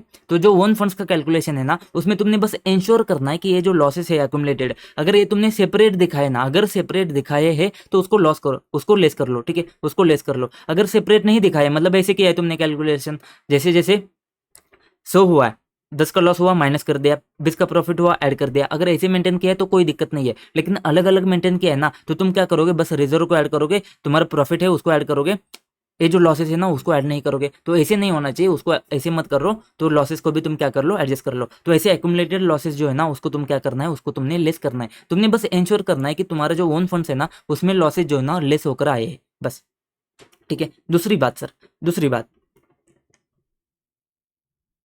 यहाँ पे तुम्हारे पास है इनटेंजिबल एसेट, यहाँ पे है तुम्हारे पास इंटेंजिबल एसेट। अब मुझे बताइए सर, ये जो इंटेंजिबल एसेट है ना, ये इंटेंजिबल एसेट से तुमको वो रियल एसेट है क्या, मतलब वो फिक्टिशियस एसेट है ना। तुम बोलते हो कि मेरे पास इतना गुडविल है, हो सकता है कि तुम्हारे पास हो, बट वो है ना ऐसा रियल एसेट है क्या, नहीं, इंटेंजिबल फिक्टिशियस एसेट है ना। तो भाई उसको तुम क्या कर लो, उसको तुम लेस कर लो। और एक चीज़ आती है, और जैसे तुम्हारा जो है ना, तुम करते हो डेफर्ड टैक्स एक्सपेंडिचर, तो ठीक है, deferred revenue expenditure. For example तुमने क्या किया है, तुमने यहाँ पे एडवर्टाइजमेंट क्या किया है, कैपिटलाइज किया है। एडवर्टाइजमेंट कैसे कैपिटल करते हो, जैसे कि तुमने क्या किया है, एक बार में 5 साल का एडवर्टाइजमेंट का खर्चा कर दिया है, एंड तुमने क्या बोला कि ये है ना मैं इसको 5 साल यूज़ करूंगा। तो मैंने क्या किया है, मैंने यहाँ पे 50 लाख रुपए क्या किया है, एकदम से एसेट बना के रख दिया, एंड मैं इसमें से हर साल क्या करता हूँ, 10-10 लाख पीएनडीएल में ट्रांसफर करते जाता हूँ। तो ये जो एसेट बना है ना, ये भाई ये भी फिक्टिशियस एसेट है, इसका कोई मतलब नहीं बनता है इस एसेट का। तो ऐसे डिफर्ड रेवेन्यू एक्सपेंडिचर है, तुम्हारे इंटेंजिबल एसेट है ना, ये सारे फिक्टिशियस एसेट है, इसको तुम क्या करना, इसको तुम लेस करके चलना तुम्हारे ओन फंड से। दूसरी एक चीज आता है तुम्हारा डीटीए। डीटीए क्या है, तुम्हारा डेफर्ड टैक्स एसेट। तो जो डेफर्ड टैक्स एसेट है ना, ये भी तुम्हारा क्या है, एडजस्टमेंट है, तुम्हारे टैक्स का इंपैक्ट, तुम्हारे कंपनीज का प्रॉफिट, तुम्हारे टैक्स का प्रॉफिट, इसको तुमने एडजस्ट किया है ताकि ताकि तुम्हारा टैक्स का कैलकुलेशन सही हो जाए, ठीक है। तो ये भी क्या है, ये भी तुम्हारा फिक्टिशियस एसेट है। तो ऐसे फिक्टिशियस वाले एसेट है ना, ये जो फिक्टिशियस वाले एसेट है ना, जिसका एक्चुअल में रियल में कुछ मतलब नहीं बनता है, उसको तुम क्या कर लो, उसको तुम माइनस कर लो। मतलब क्या, फॉर एग्जाम्पल अगर डीटीए तुमको बेचना है ना, तो हो सकता है कि ऐसे डीटीए तुम अलग से बेचो, नहीं करोगे ना, तो एडवर्टाइजिंग का एक्सपेंसेस, तुमने एडवर्टाइजिंग कर लिया है, तुम उसको बेचना है, तुम बेच सकते हो क्या, इंटेंजिबल एसेट है, तुमको बेचना है। अभी हो सकता है कि तुम बेच सकते हो कुछ इंटेंजिबल एसेट को, लेकिन फॉर एग्जाम्पल गुडविल वगैरह है, तो उसको तुम बेच सकते हो क्या, कैसे बेचोगे, जब तक तुम बिजनेस वगैरह ट्रांसफर नहीं होता है तब तक तो उसको कुछ काम का नहीं है। कुछ कुछ जगह पे तुम बेच सकते होंगे, पेटेंट का कुछ तो कॉपीराइट वगैरह थोड़ा अपना ये करते होंगे, बस वो हमने हटा नहीं देना है, हमने क्या करना है, पूरा ही हटा देना है। इनटेंजिबल एसेट वगैरह ना, ये हमारे कुछ काम के ही नहीं है, वो एसेट तुम्हारे कुछ काम के ही नहीं है ना। तो इसमें जो भी तुमने पैसा वगैरह डाल दिया ना, वो तुम्हारा फालतू का पैसा डाल दिया है, एंड तुमने कैपिटल जो रखा है ना उसके अगेंस्ट, वो कुछ काम का नहीं है। तो क्या करो, ओन फंड्स है ना, उसमें से एक चीज तुम हटा दो, जो फिक्टिशियस है ना वो चीज हटा दो, ठीक है। तो सबसे पहले एक्यूमुलेटेड लॉसेस को तुमने माइनस करके चलना है, उसके बाद में इंटेंजिबल एसेट्स, उसके बाद में डीटीए, एंड अगर तुमको क्वेश्चन में आता है इन केस तो डिफर्ड रेवेन्यू एक्सपेंडिचर वगैरह भी हटा दो। ठीक है, ये फिक्टिशियस वाली चीजें हटा दो तो तुम्हारा क्या हो जाएगा, कोर कोर ओन फंड्स तुम्हारे कितने हैं, एकदम ताजे ताजे करे करे कितने ओन फंड्स है वो तुमको समझ में आएगा, वो तुमको समझ में आएगा। सर अभी इसमें है ना, इसमें तुमको और एक चीज हटानी है। देखो यहाँ पे लिखा है मैंने कि DTA intangible asset accumulated losses are deducted from own funds for calculation of tier 2। इसको तुमने बस इंश्योर करना है कि जब तुम्हारा आया है ना कैलकुलेशन, जो भी क्वेश्चन कैसे भी बनाओ, तुमने इंश्योर करना है कि इसमें ओन फंड्स में से ये चीज तुमने माइनस करके आ चुका है। ओन फंड्स जो तुम्हारा आया ना, ये चीज माइनस करके आया है, कौन सा, DTA intangible asset and accumulated losses. और एक चीज सर, और एक चीज सर, यहाँ पे हमारे पास डीटीए तो आपने बता दिया, यहाँ पे आपने डीटीए तो बता दिया, लेकिन ऐसा हो सकता है कि डीटीए हमारे पास 100 है एंड यहाँ पे डीटीएल है, डीटीएल है, तो इसमें क्या करना है, डीटीएल है हमारे पास 30 रुपए, तो इसमें क्या करना है सर, तो डीटीए हम 100 रुपए ऐड करेंगे बट डीटीएल का क्या, तो भाई तुमको नेट नेट में देखना पड़ेगा ना। अगर ये डीटीए डीटीएल सेट ऑफ हो जाता है तो तुम्हारे पास कितना बचता है, 70 रुपया बचता है, तो 70 रुपया ही तुमने क्या करना है, 70 रुपया ही तुमने क्या करना है, लेस करना है। सर अच्छा जी, आगे जाके तुमको समझेगा, अगर डीटीए है ही नहीं है, डीटीए नहीं है तो भाई सिर्फ डीटीएल है, तो डीटीएल को ऐड करना है क्या, डीटीएल को ऐड करना है क्या, नहीं करना है दोस्त, नहीं करना है। इसको मैं आगे जाके और समझाता हूँ, तो बस इतने सी बात समझ। डीटीए जो है ना, अगर नेट नेट नेट में डीटीए बनता है तो उसको लेस कर ले, डीटीएल बनता है तो उसको हाथ नहीं लगाना है, किधर भी उसने तुमने ऐड वगैरह नहीं करना है, कुछ ऐड नहीं करना है तुमने, कुछ ऐड नहीं करना है डिटेल वगैरह, उसको बाजू में हटा दे, उसमें तुमको कुछ नहीं देखना है। नेट नेट में डीटीए अगर आता है तो उसको बस माइनस करना है ओन फंड्स के कैलकुलेशन के लिए। ठीक है, ये जो डीटीएल है ना ही टियर 1 के लिए तुमने कंसिडर करना है, ना ही टियर 2 के लिए, किधर भी तुमने इसको डीटीएल को तुमने ध्यान ही नहीं देना है, मतलब इग्नोर करके चलना है, मतलब ना ही तुम ऐड करोगे ना ही तुम लेस करोगे, कुछ नहीं करोगे, बस डीटी आता है तो टियर 1 में ओन फंड्स में तुमको लेस करना पड़ेगा, वो तुमको ध्यान देने की जरूरत है। ठीक है, अब बात आती है, ये तुम्हारा बेसिक बेसिक हो गया। देखो यहाँ पे भी लिखा है कि also DTL are not added in इधर tier 1 and tier 2 capital, DTL तुम्हारा कहाँ पे भी ऐड नहीं होना चाहिए, इसको तुमने इंश्योर करके चलना है। ठीक है सर, तो अभी हमने देखा ओन फंड्स, ओन फंड्स एक ही वर्ड देखा है हमने, ओन फंड्स। ठीक है, अब इसमें से कुछ माइनस करना है। ठीक है, अभी ये जो ओन फंड्स है ना, इसमें तुमने ये सब करके ओन फंड्स आए, क्या क्या करके ओन फंड्स आया है तुम्हारे, देखो paid up share capital, share premium, preference shares, compulsorily convertible, free reserves, capital reserves, and उसमें से DTA intangible asset and accumulated losses minus करने के बाद में ओन फंड्स आया। अब ये जो ओन फंड्स आया ना, इसमें से तुमने कुछ माइनस करना है। Investment in 1 shares of other NBFC, 2 shares, debentures, bonds, deposits, outstanding loan advances, hire purchase, lease finances made to made to subsidiaries and companies in the same group, subsidies and companies in the same group exceeding in aggregate 10% of own funds, exceeding in aggregate of 10% of own funds। Sir क्या है ये, पहले समझाओ।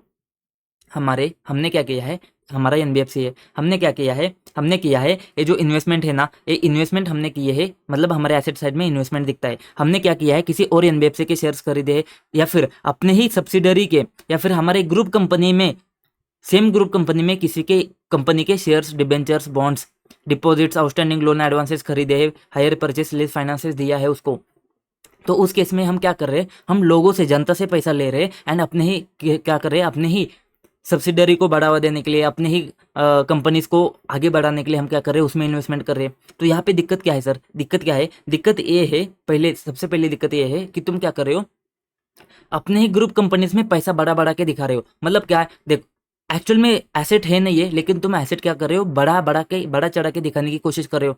Actual में तो कुछ है नहीं है, लेकिन बाहर की दुनिया को तुम बताते हो कि हमारे पास इतने एसेट है, इतने करोड़ों के एसेट है। तुम क्या किया है तुमने, सबसे 1 से क्या किया है, सबसे 2 में इन्वेस्टमेंट किया है, सबसे 2 से सबसे 3 में किया है, सबसे 3 से सबसे 4 में किया है, एंड सबसे 4 से सबसे 1 में किया है। ऐसे करके घुमा घुमा के तुम क्या कर रहे हो, बस एसेट को बढ़ावा दे रहे हो और कुछ नहीं कर रहे हो। तो उस केस में ऐसा नहीं करना है तुमने। दूसरी चीज तुम क्या कर रहे हो, तुमको क्या करना है, एनबीएफसी का काम क्या है, जो नॉर्मल लोग वगैरह है ना, उनको पैसे देने हैं। तुम क्या करते हो, एनबीएफसी के शेयर्स खरीदे जा रहे हो, मतलब तुम अपना सब्सिडरी बनाते जा रहे हो, दूसरे एनबीएफसी के शेयर्स खरीदे जा रहे हो। भाई वो तेरा काम है क्या, वो तेरा इन्वेस्टमेंट करने का काम है क्या, तेरा काम क्या है, दूसरों को पैसा देना।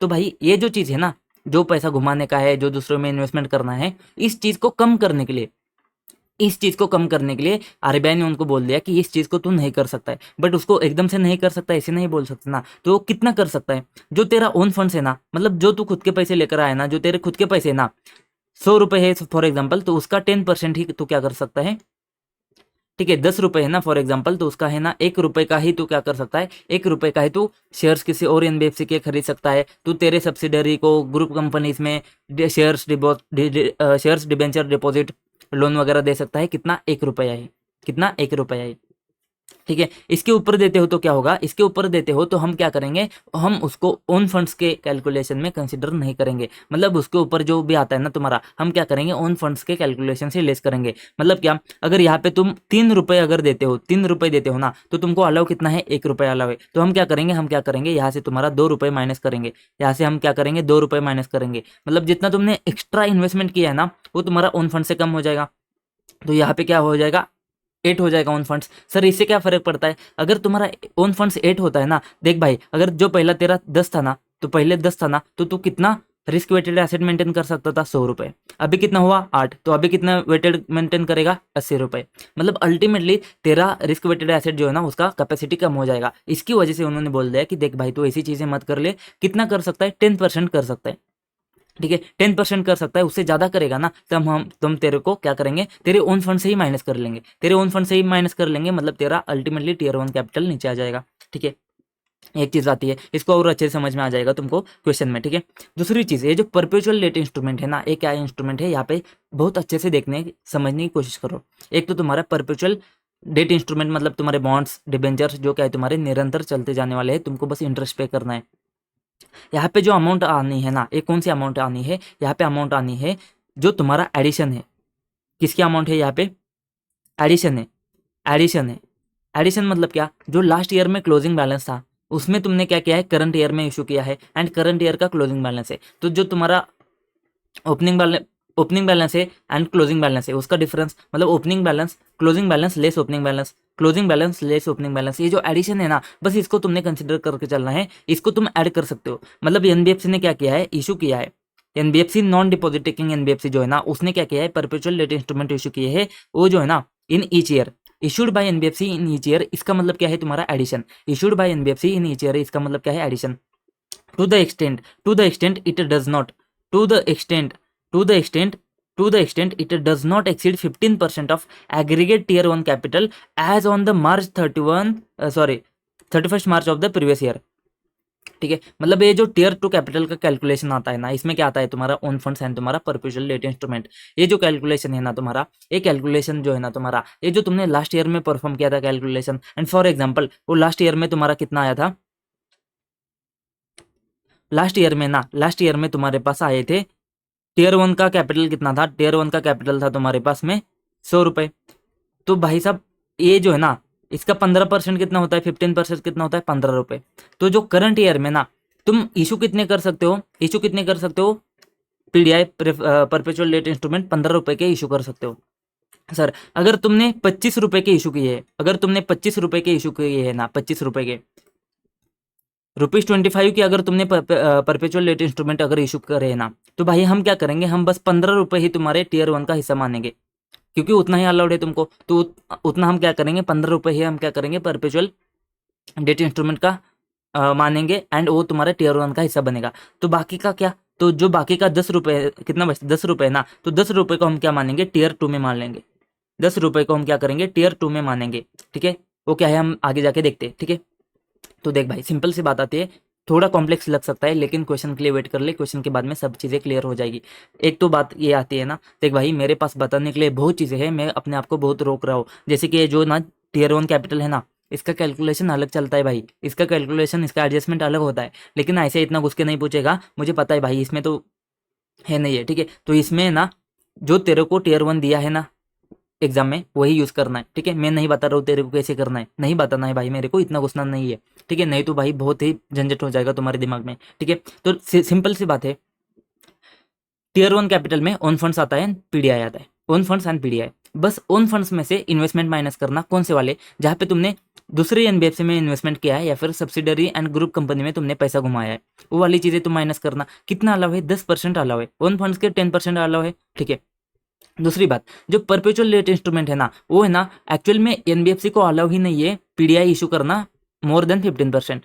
अगर मैं आपको गाइडलाइंस दिखा दूँ, बट उसमें बहुत टाइम जाएगा, तुमको अलाउ ही नहीं है, तो उन्होंने लिमिट ही लगा दिया है कि तुम क्या कर लो 15% तक ही इशू कर सकते हो। तो जितना तुम्हारा लास्ट ईयर का टीयर 1 कैपिटल था ना, उसके तुम क्या कर लो 15% ही इशू कर लो। तो इन्होंने क्या बोला कि 15% से अगर ज़्यादा इशू करते हो ना, तो क्या करना है तुमने टीयर 2 का हिस्सा मान लो अगर तुम करते हो तो, एंड जो 15% है ना उसको ही तुम क्या कर लो टीयर 1 का हिस्सा मान लो। अभी सर अभी ये 15 रुपये है ना, इन्होंने 15, इनको 15 अलाउ है, मतलब ये 15 रुपये के पीडीआई इशू कर सकते हैं, ये अलाउ है। सर इन्होंने अगर 10 रुपये के इशू कर दिए, अगर 10 रुपये के इशू कर रहे, तो हम कितना ऐड कर 10 नहीं लेते और कुछ अमाउंट लेते।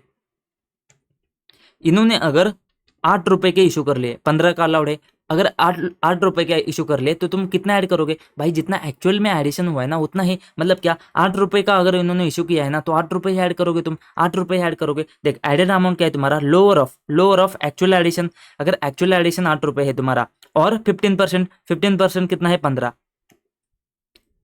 15, तो जो दोनों से कम है ना उसको ही तुम ऐड करोगे। अगर एक्चुअल में तुमने 8 ही किया ना, तो 8 ही ऐड करो। अगर एक्चुअल में 0 के है तो ऐड ही नहीं होगा। अगर एक्चुअल में तुम्हारा 25 होता है ना, तो भाई 15। अगर एक्चुअल में 25 होता है तो 15, एक्चुअल में कम होता है तो एडेड अमाउंट कौन सा अमाउंट ऐड करना है तुमने, लोअर ऑफ एक्चुअल या फिर तुम्हारा 15%, जो भी कम आता है तुम्हारा वो तुम्हारा यहाँ पे ऐड होगा। ठीक है, अगर ये 15 से भी ज़्यादा आता है ना, तो 15 यहाँ पे ऐड कर लो, एंड 15 से ज़्यादा जितना आता है ना उसको तुम क्या कर लो टीयर 2 में ऐड कर लो। ऑल गुड, टीयर 1 समझ में आया? जितना भी समझ में आया ध्यान दे, तेरे को कंफ्यूजन कहाँ पे होगा, 10% में एंड 15% में। ठीक है, 10% कहाँ पे लेना है, किसका लेना है, 15% कहाँ पे लेना है, किसका लेना है। तो जो पीडीआई है ना, पीडीआई क्या है, तुमको इशू करना है ना, तो इशू करने के लिए तुझे क्या देखना पड़ेगा कि लास्ट ईयर में टीयर 1 कितना कैपिटल था। यहाँ पे तो ओन फंड्स नहीं देखेगा, ओन फंड्स कब आएगा तेरा, एंड में जाके आएगा। पीडीआई तू ड्यूरिंग द ईयर इशू करेगा, तो ड्यूरिंग द ईयर इशू करने के लिए तुझे देखना पड़ेगा ओपनिंग में क्या था, ओपनिंग में क्या है तेरे पास, ओन टीयर 1 कैपिटल है, तो टीयर 1 कैपिटल का तो पीडीआई करता है। इन्वेस्टमेंट जो है ना, इन्वेस्टमेंट क्या होता है, तुम्हारे ओन फंड्स में से तो पैसा डाल देगा, तो तुम क्या कर सकते हो 10% डाल सकते हो। अभी यहाँ पे कंफ्यूजन है दूसरा, एक है तुम्हारा 10% एंड 15%। तो देख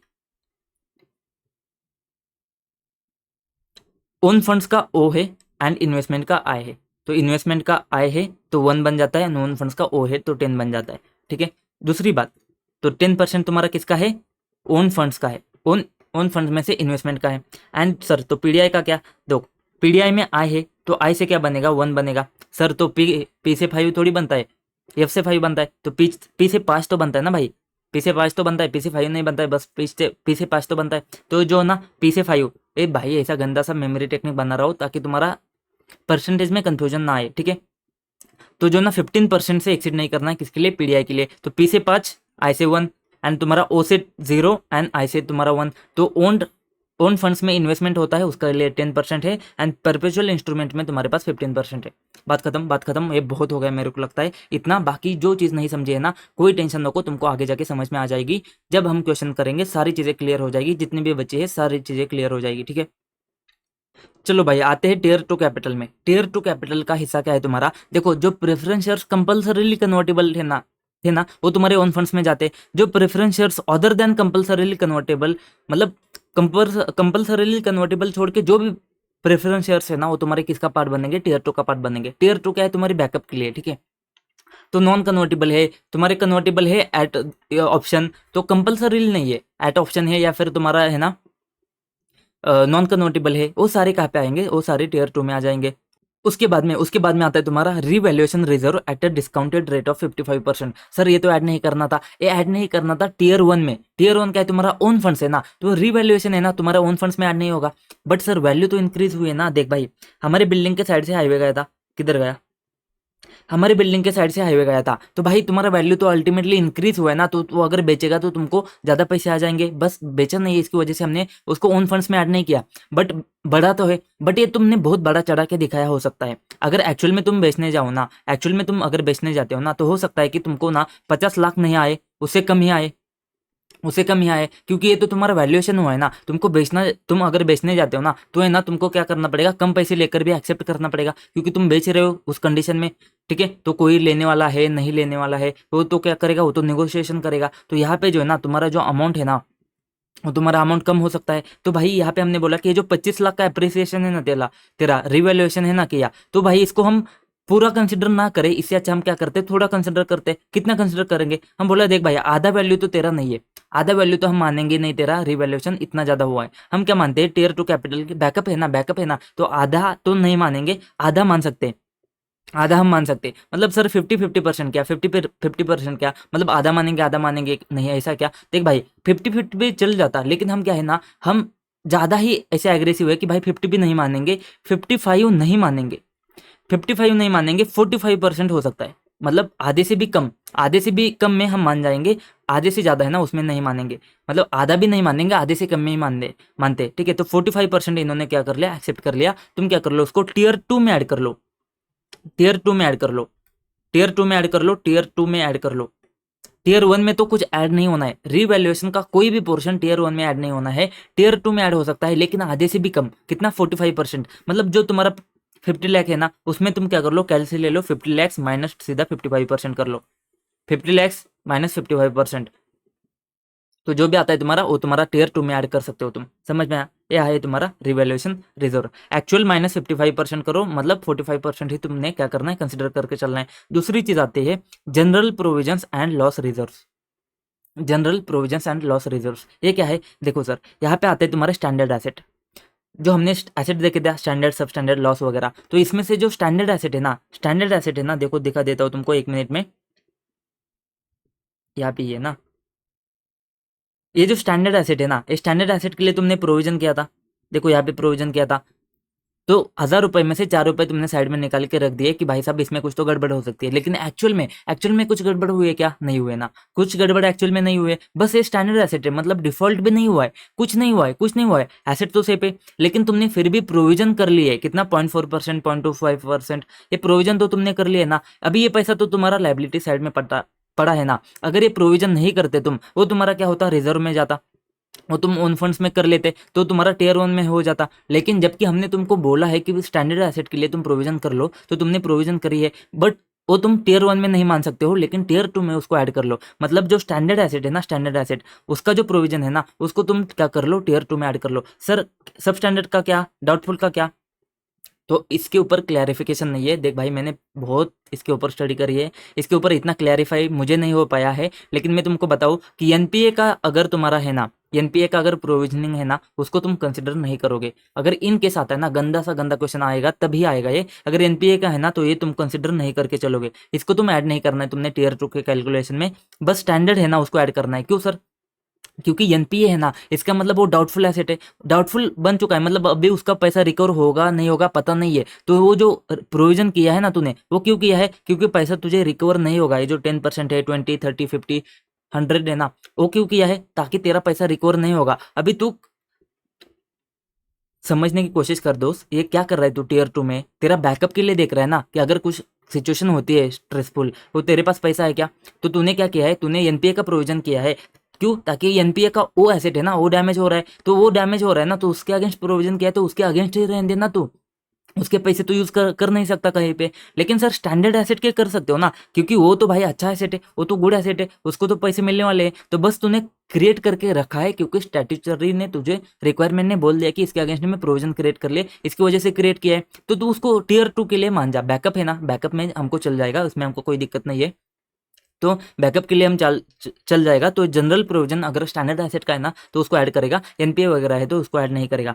लॉस रिजर्व क्या होता है सर, लॉस रिजर्व जैसे तुम्हारा कैपिटल रिजर्व के लिए, तो रिजर्व में तुम क्या करते हो, तुम्हारा कुछ कुछ हिस्सा तुम क्या करते हो, सेपरेट करते हो बैकअप के लिए। वैसे सेम टू सेम तुम्हारा लॉस रिजर्व होता है। इसमें क्या होता है, इसमें तुम एसेट के लिए, कुछ स्पेसिफिक एसेट के लिए क्या करते हो, कुछ हिस्सा लॉस रिजर्व करके तुम सेपरेट कर देते हो, ठीक है। तो एक तो जनरल में कर देते हो, ये कहाँ पे होता है सर, ज़्यादातर केस में इंश्योरेंस कंपनीज में होता है, एनबीएफसी में भी होता है, बैंकिंग में भी होता है। क्यों होता है सर, इंश्योरेंस किया है तूने, अभी मैंने इंश्योरेंस किया है, तो इंश्योरेंस कंपनी क्या करेगी, उसका कुछ हिस्सा क्या करेगी, साइड में निकाल देगी। क्योंकि देख भाई, अगर उसने 10 लोगों का इंश्योरेंस किया ना, तो 1-2 लोग तो इंश्योरेंस मांगने आ जाएंगे ना। तो इसके लिए वो क्या करेंगे, अपना कुछ हिस्सा साइड में करके रख देंगे कि भाई अगर लोग इंश्योरेंस मांगने आ जाते ना, क्लेम करने आते ना, तो उनको कुछ तो पैसा होना चाहिए। तो वो क्या करेंगे, अपना कुछ हिस्सा लॉस रिजर्व करके साइड में कर देंगे। वैसे एनबीएफसी भी करती है, कुछ अगर एसेट तुम्हारा डैमेज हो जाता है, कुछ अगर हो जाता है ना इनकेस, तो वो क्या करेंगे, कुछ हिस्सा अपना क्या कर लेंगे, साइड में निकाल के रख देंगे, तो वो होते तुम्हारे लॉस रिजर्व। ठीक है, अब ये तुम्हारे ओन फंड्स का कैपिटल टीयर 1 का नहीं हिस्सा बनेंगे, लेकिन टीयर 2 का हिस्सा बन सकते हैं। लेकिन वो भी कब, to the extent these are not attributable to the actual diminution in value or identifiable potential loss to any specific asset। मतलब ये भी कब, अगर तुम्हारा स्पेसिफिक एसेट के लिए नहीं है तभी तब। जैसे मतलब हमने एनपीए के बारे में बात करी, वो कब हुआ है, तुम्हारा स्पेसिफिक एसेट डिफॉल्ट हुआ है ना, तब हुआ है।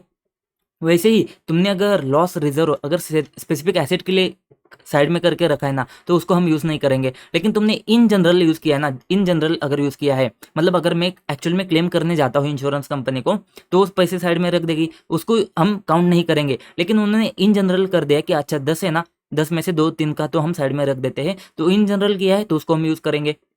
लेकिन अगर स्पेसिफिक आइडेंटिफाइबल है तो उसको हम यूज़ नहीं करेंगे। ठीक है, and are available to meet unexpected losses. देख भाई, टीयर 2 का कंसेप्ट ही क्यों है, अनएक्सपेक्टेड लॉसेस को मेट करने के लिए बैकअप में जो कैपिटल होता है, तो जो लॉस रिजर्व है ना, वो इसी वजह से क्रिएट कर रहे हैं कि भाई अगर अनएक्सपेक्टेड कुछ लॉस वगैरह होता है ना, तो हम उसको क्या करेंगे, मिटिगेट करेंगे। तो अगर अवेलेबल है टू मीट अनएक्सपेक्टेड लॉसेस तो ही तुम उसको ऐड कर लो। अगर स्पेसिफिक आइडेंटिफाइबल एसेट के लिए है तो उसको आइडेंटिफाई मत कर लो, उसको ऐड मत कर लो। लेकिन ये जो है ना, कौन सा, ये जो तुम्हारा जनरल प्रोविजन है एंड लॉस रिजर्व है ना, ये दो चीज़ है ना, ये दो चीज़ मिलाकर तुम्हारा 1.25% ऑफ रिस्क वेटेड एसेट से ज़्यादा नहीं होना चाहिए। सर ये नई चीज़ क्या है, ये दोनों मिलाकर तुम्हारा 1.25% ऑफ रिस्क वेटेड एसेट से ज़्यादा नहीं होना चाहिए। सर ये 1.25 कहाँ से आया, जो बैंकिंग वगैरह में है ना वहाँ से आया है ये तुम्हारा, इसमें कुछ और ज़्यादा लॉजिक नहीं है, जो बैंकिंग में आता है वहाँ से ही आता है ये। ठीक है, तो जैसे कि अगर तुम्हारा रिस्क वेटेड एसेट अगर 100 है ना, 100 है ना, एंड अगर तुमने प्रोविजन एंड तुम्हारा लॉस रिजर्व मिलाकर अगर 20 है, तो भाई हम कितना ऐड करेंगे, हम बस 1.25 ही ऐड करेंगे। 1.25 ही टीयर 2 कैपिटल में कंसिडर करेंगे, बाकी का जो है ना बचा हुआ उसको हम कंसिडर नहीं करेंगे डिफरेंस। ठीक है, तो 1.25 करेंगे। ठीक है, इतना आता है, मतलब तुम्हारा 0.45 का या फिर 0.25 का तुम्हारा नॉर्मल वाला एंड ऊपर से लॉस रिजर्व का 1 वाला या फिर बीच वाला, तो दोनों मिलाकर 1.25 ही हम क्या करेंगे, मानेंगे रिस्क वेटेड एसेट का, उससे ज़्यादा नहीं मानेंगे। एंड उसके बाद में आता है तुम्हारा, hybrid debt capital instrument. Hybrid debt capital instrument क्या होता है, जो तुम बॉन्ड्स डिबेंचर्स में क्या करते हो, ऑप्शन देते हो कन्वर्ट करने का। तो अगर ऑप्शन देते हो ना, तो भाई उसमें तुमको देखो, फाइनेंशियल इंस्ट्रूमेंट में तुम देखते हो कि इसका इक्विटी का हिस्सा कितना है, इसका तुम्हारा लायबिलिटी का हिस्सा कितना है।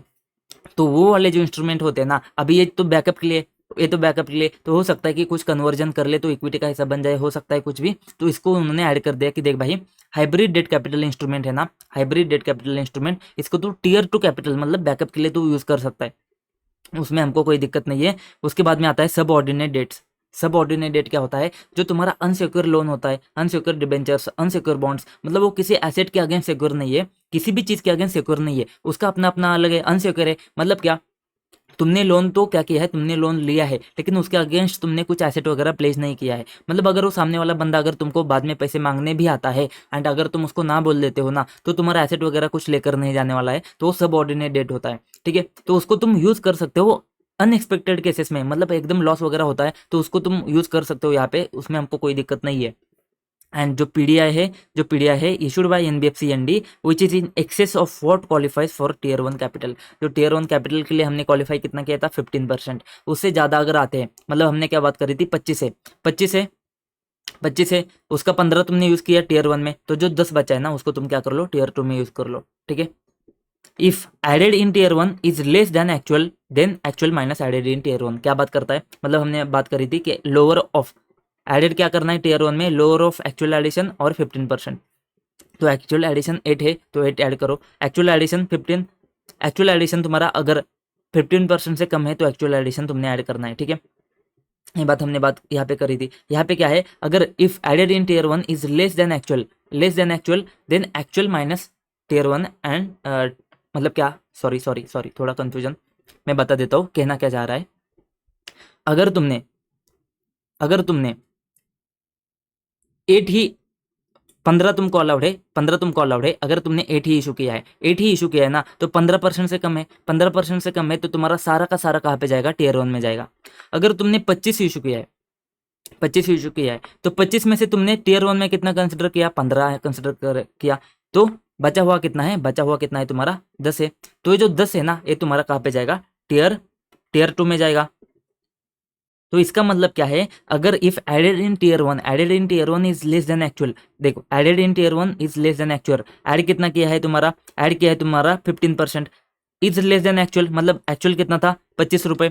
तो अगर एडेड इन, देखो 15 रुपये ऐड किया है ना टीयर 1 में, 15 रुपये ऐड किया है, तो जो अगर ऐड किया है, जो टीयर 1 में ऐड किया है, अगर तुम्हारा एक्चुअल से कम है तो actual minus added in tier 1, मतलब एक्चुअल कितना था 25 था, माइनस एडेड इन टीयर 1 कितना था 15 था, तो 15 माइनस 25 यहाँ पे कितना ऐड होगा, 10 ऐड होगा। ठीक है, सिंपल सी बात है, वर्डिंग में मत खेलो। ठीक है, मतलब जितना ऐड हुआ है उतना तुम क्या कर लो, टीयर 1 में जितना ऐड नहीं हुआ है उतना तुम क्या कर लो, टीयर 2 में ऐड कर लो। और एक सिंपल सी बात आती है, to the extent the aggregate does not exceed tier 1 capital. ये क्या बात आती है, इसका मतलब होता है tier 2 can not be greater than tier 1, मतलब ये जो तुम सारी चीजें करोगे ना, ये सारी चीजें करके जो भी तुम्हारा कैपिटल आएगा वो तुम्हारा टीयर 1 कैपिटल से ज्यादा नहीं होना चाहिए। मतलब टीयर 2 कैपिटल है ना भाई, किसी भी केस में टीयर 1 से ज्यादा नहीं होना चाहिए। मतलब तुम टीयर 2 बढ़ा दोगे, लेकिन इतना मत बढ़ाओ कि वो तुम्हारा टीयर 1 से ज्यादा नहीं होना चाहिए। मतलब अगर टीयर 1 से अगर ज्यादा हो जाता है ना, तुम उसको रेस्ट्रिक्ट करोगे, टीयर 1 जितना है उतना है। क्या है सर, क्या है सर, देखो हमने जैसे यहाँ पे बात करी थी, हमने जैसे यहाँ पे बात करी थी, अगर ये तुम्हारा टीयर 1 कैपिटल है, अगर ये तुम्हारा 15 होता है, ठीक है, फॉर एग्जाम्पल 15 होता है, एंड टीयर 2 कैपिटल अगर तुम्हारा 25 होता है, अगर 25 होता है ना, तो तुम 25 नहीं कंसिडर करोगे, तुम क्या करोगे, 15 ही मैक्सिमम कंसिडर करोगे। मतलब मैक्सिमम जितना टीयर 1 है ना, उतना ही तुम्हारा टीयर 2 कैपिटल हो जाएगा। समझ में आया, उतना ही तुम्हारा टीयर 2 कैपिटल हो जाएगा। तो जैसे कि अभी यहाँ पे भी हमने कितना किया है, 8 किया है, तो 8 है ना, तो 8 नहीं चलेगा, तो कितना चलेगा, 7% चलेगा। मतलब टीयर 1 कैपिटल है ना तुम्हारा टीयर 2 से ज़्यादा एक्सीड होता है ना, तो हम क्या करेंगे, उसको उतना ही मानेंगे जितना टीयर 1 हमने माना है। समझ में आता है, समझ में आता है, और अच्छे से क्लियर हो जाएगा तुम्हारा क्वेश्चन में। ठीक है, तो ये है तुम्हारा टीयर 1 टीयर 2। 1 घंटा लिया है, बट भाई साहब मैं बता देता हूँ, 5 मार्क के लिए हमको ये वर्थ है। ठीक है,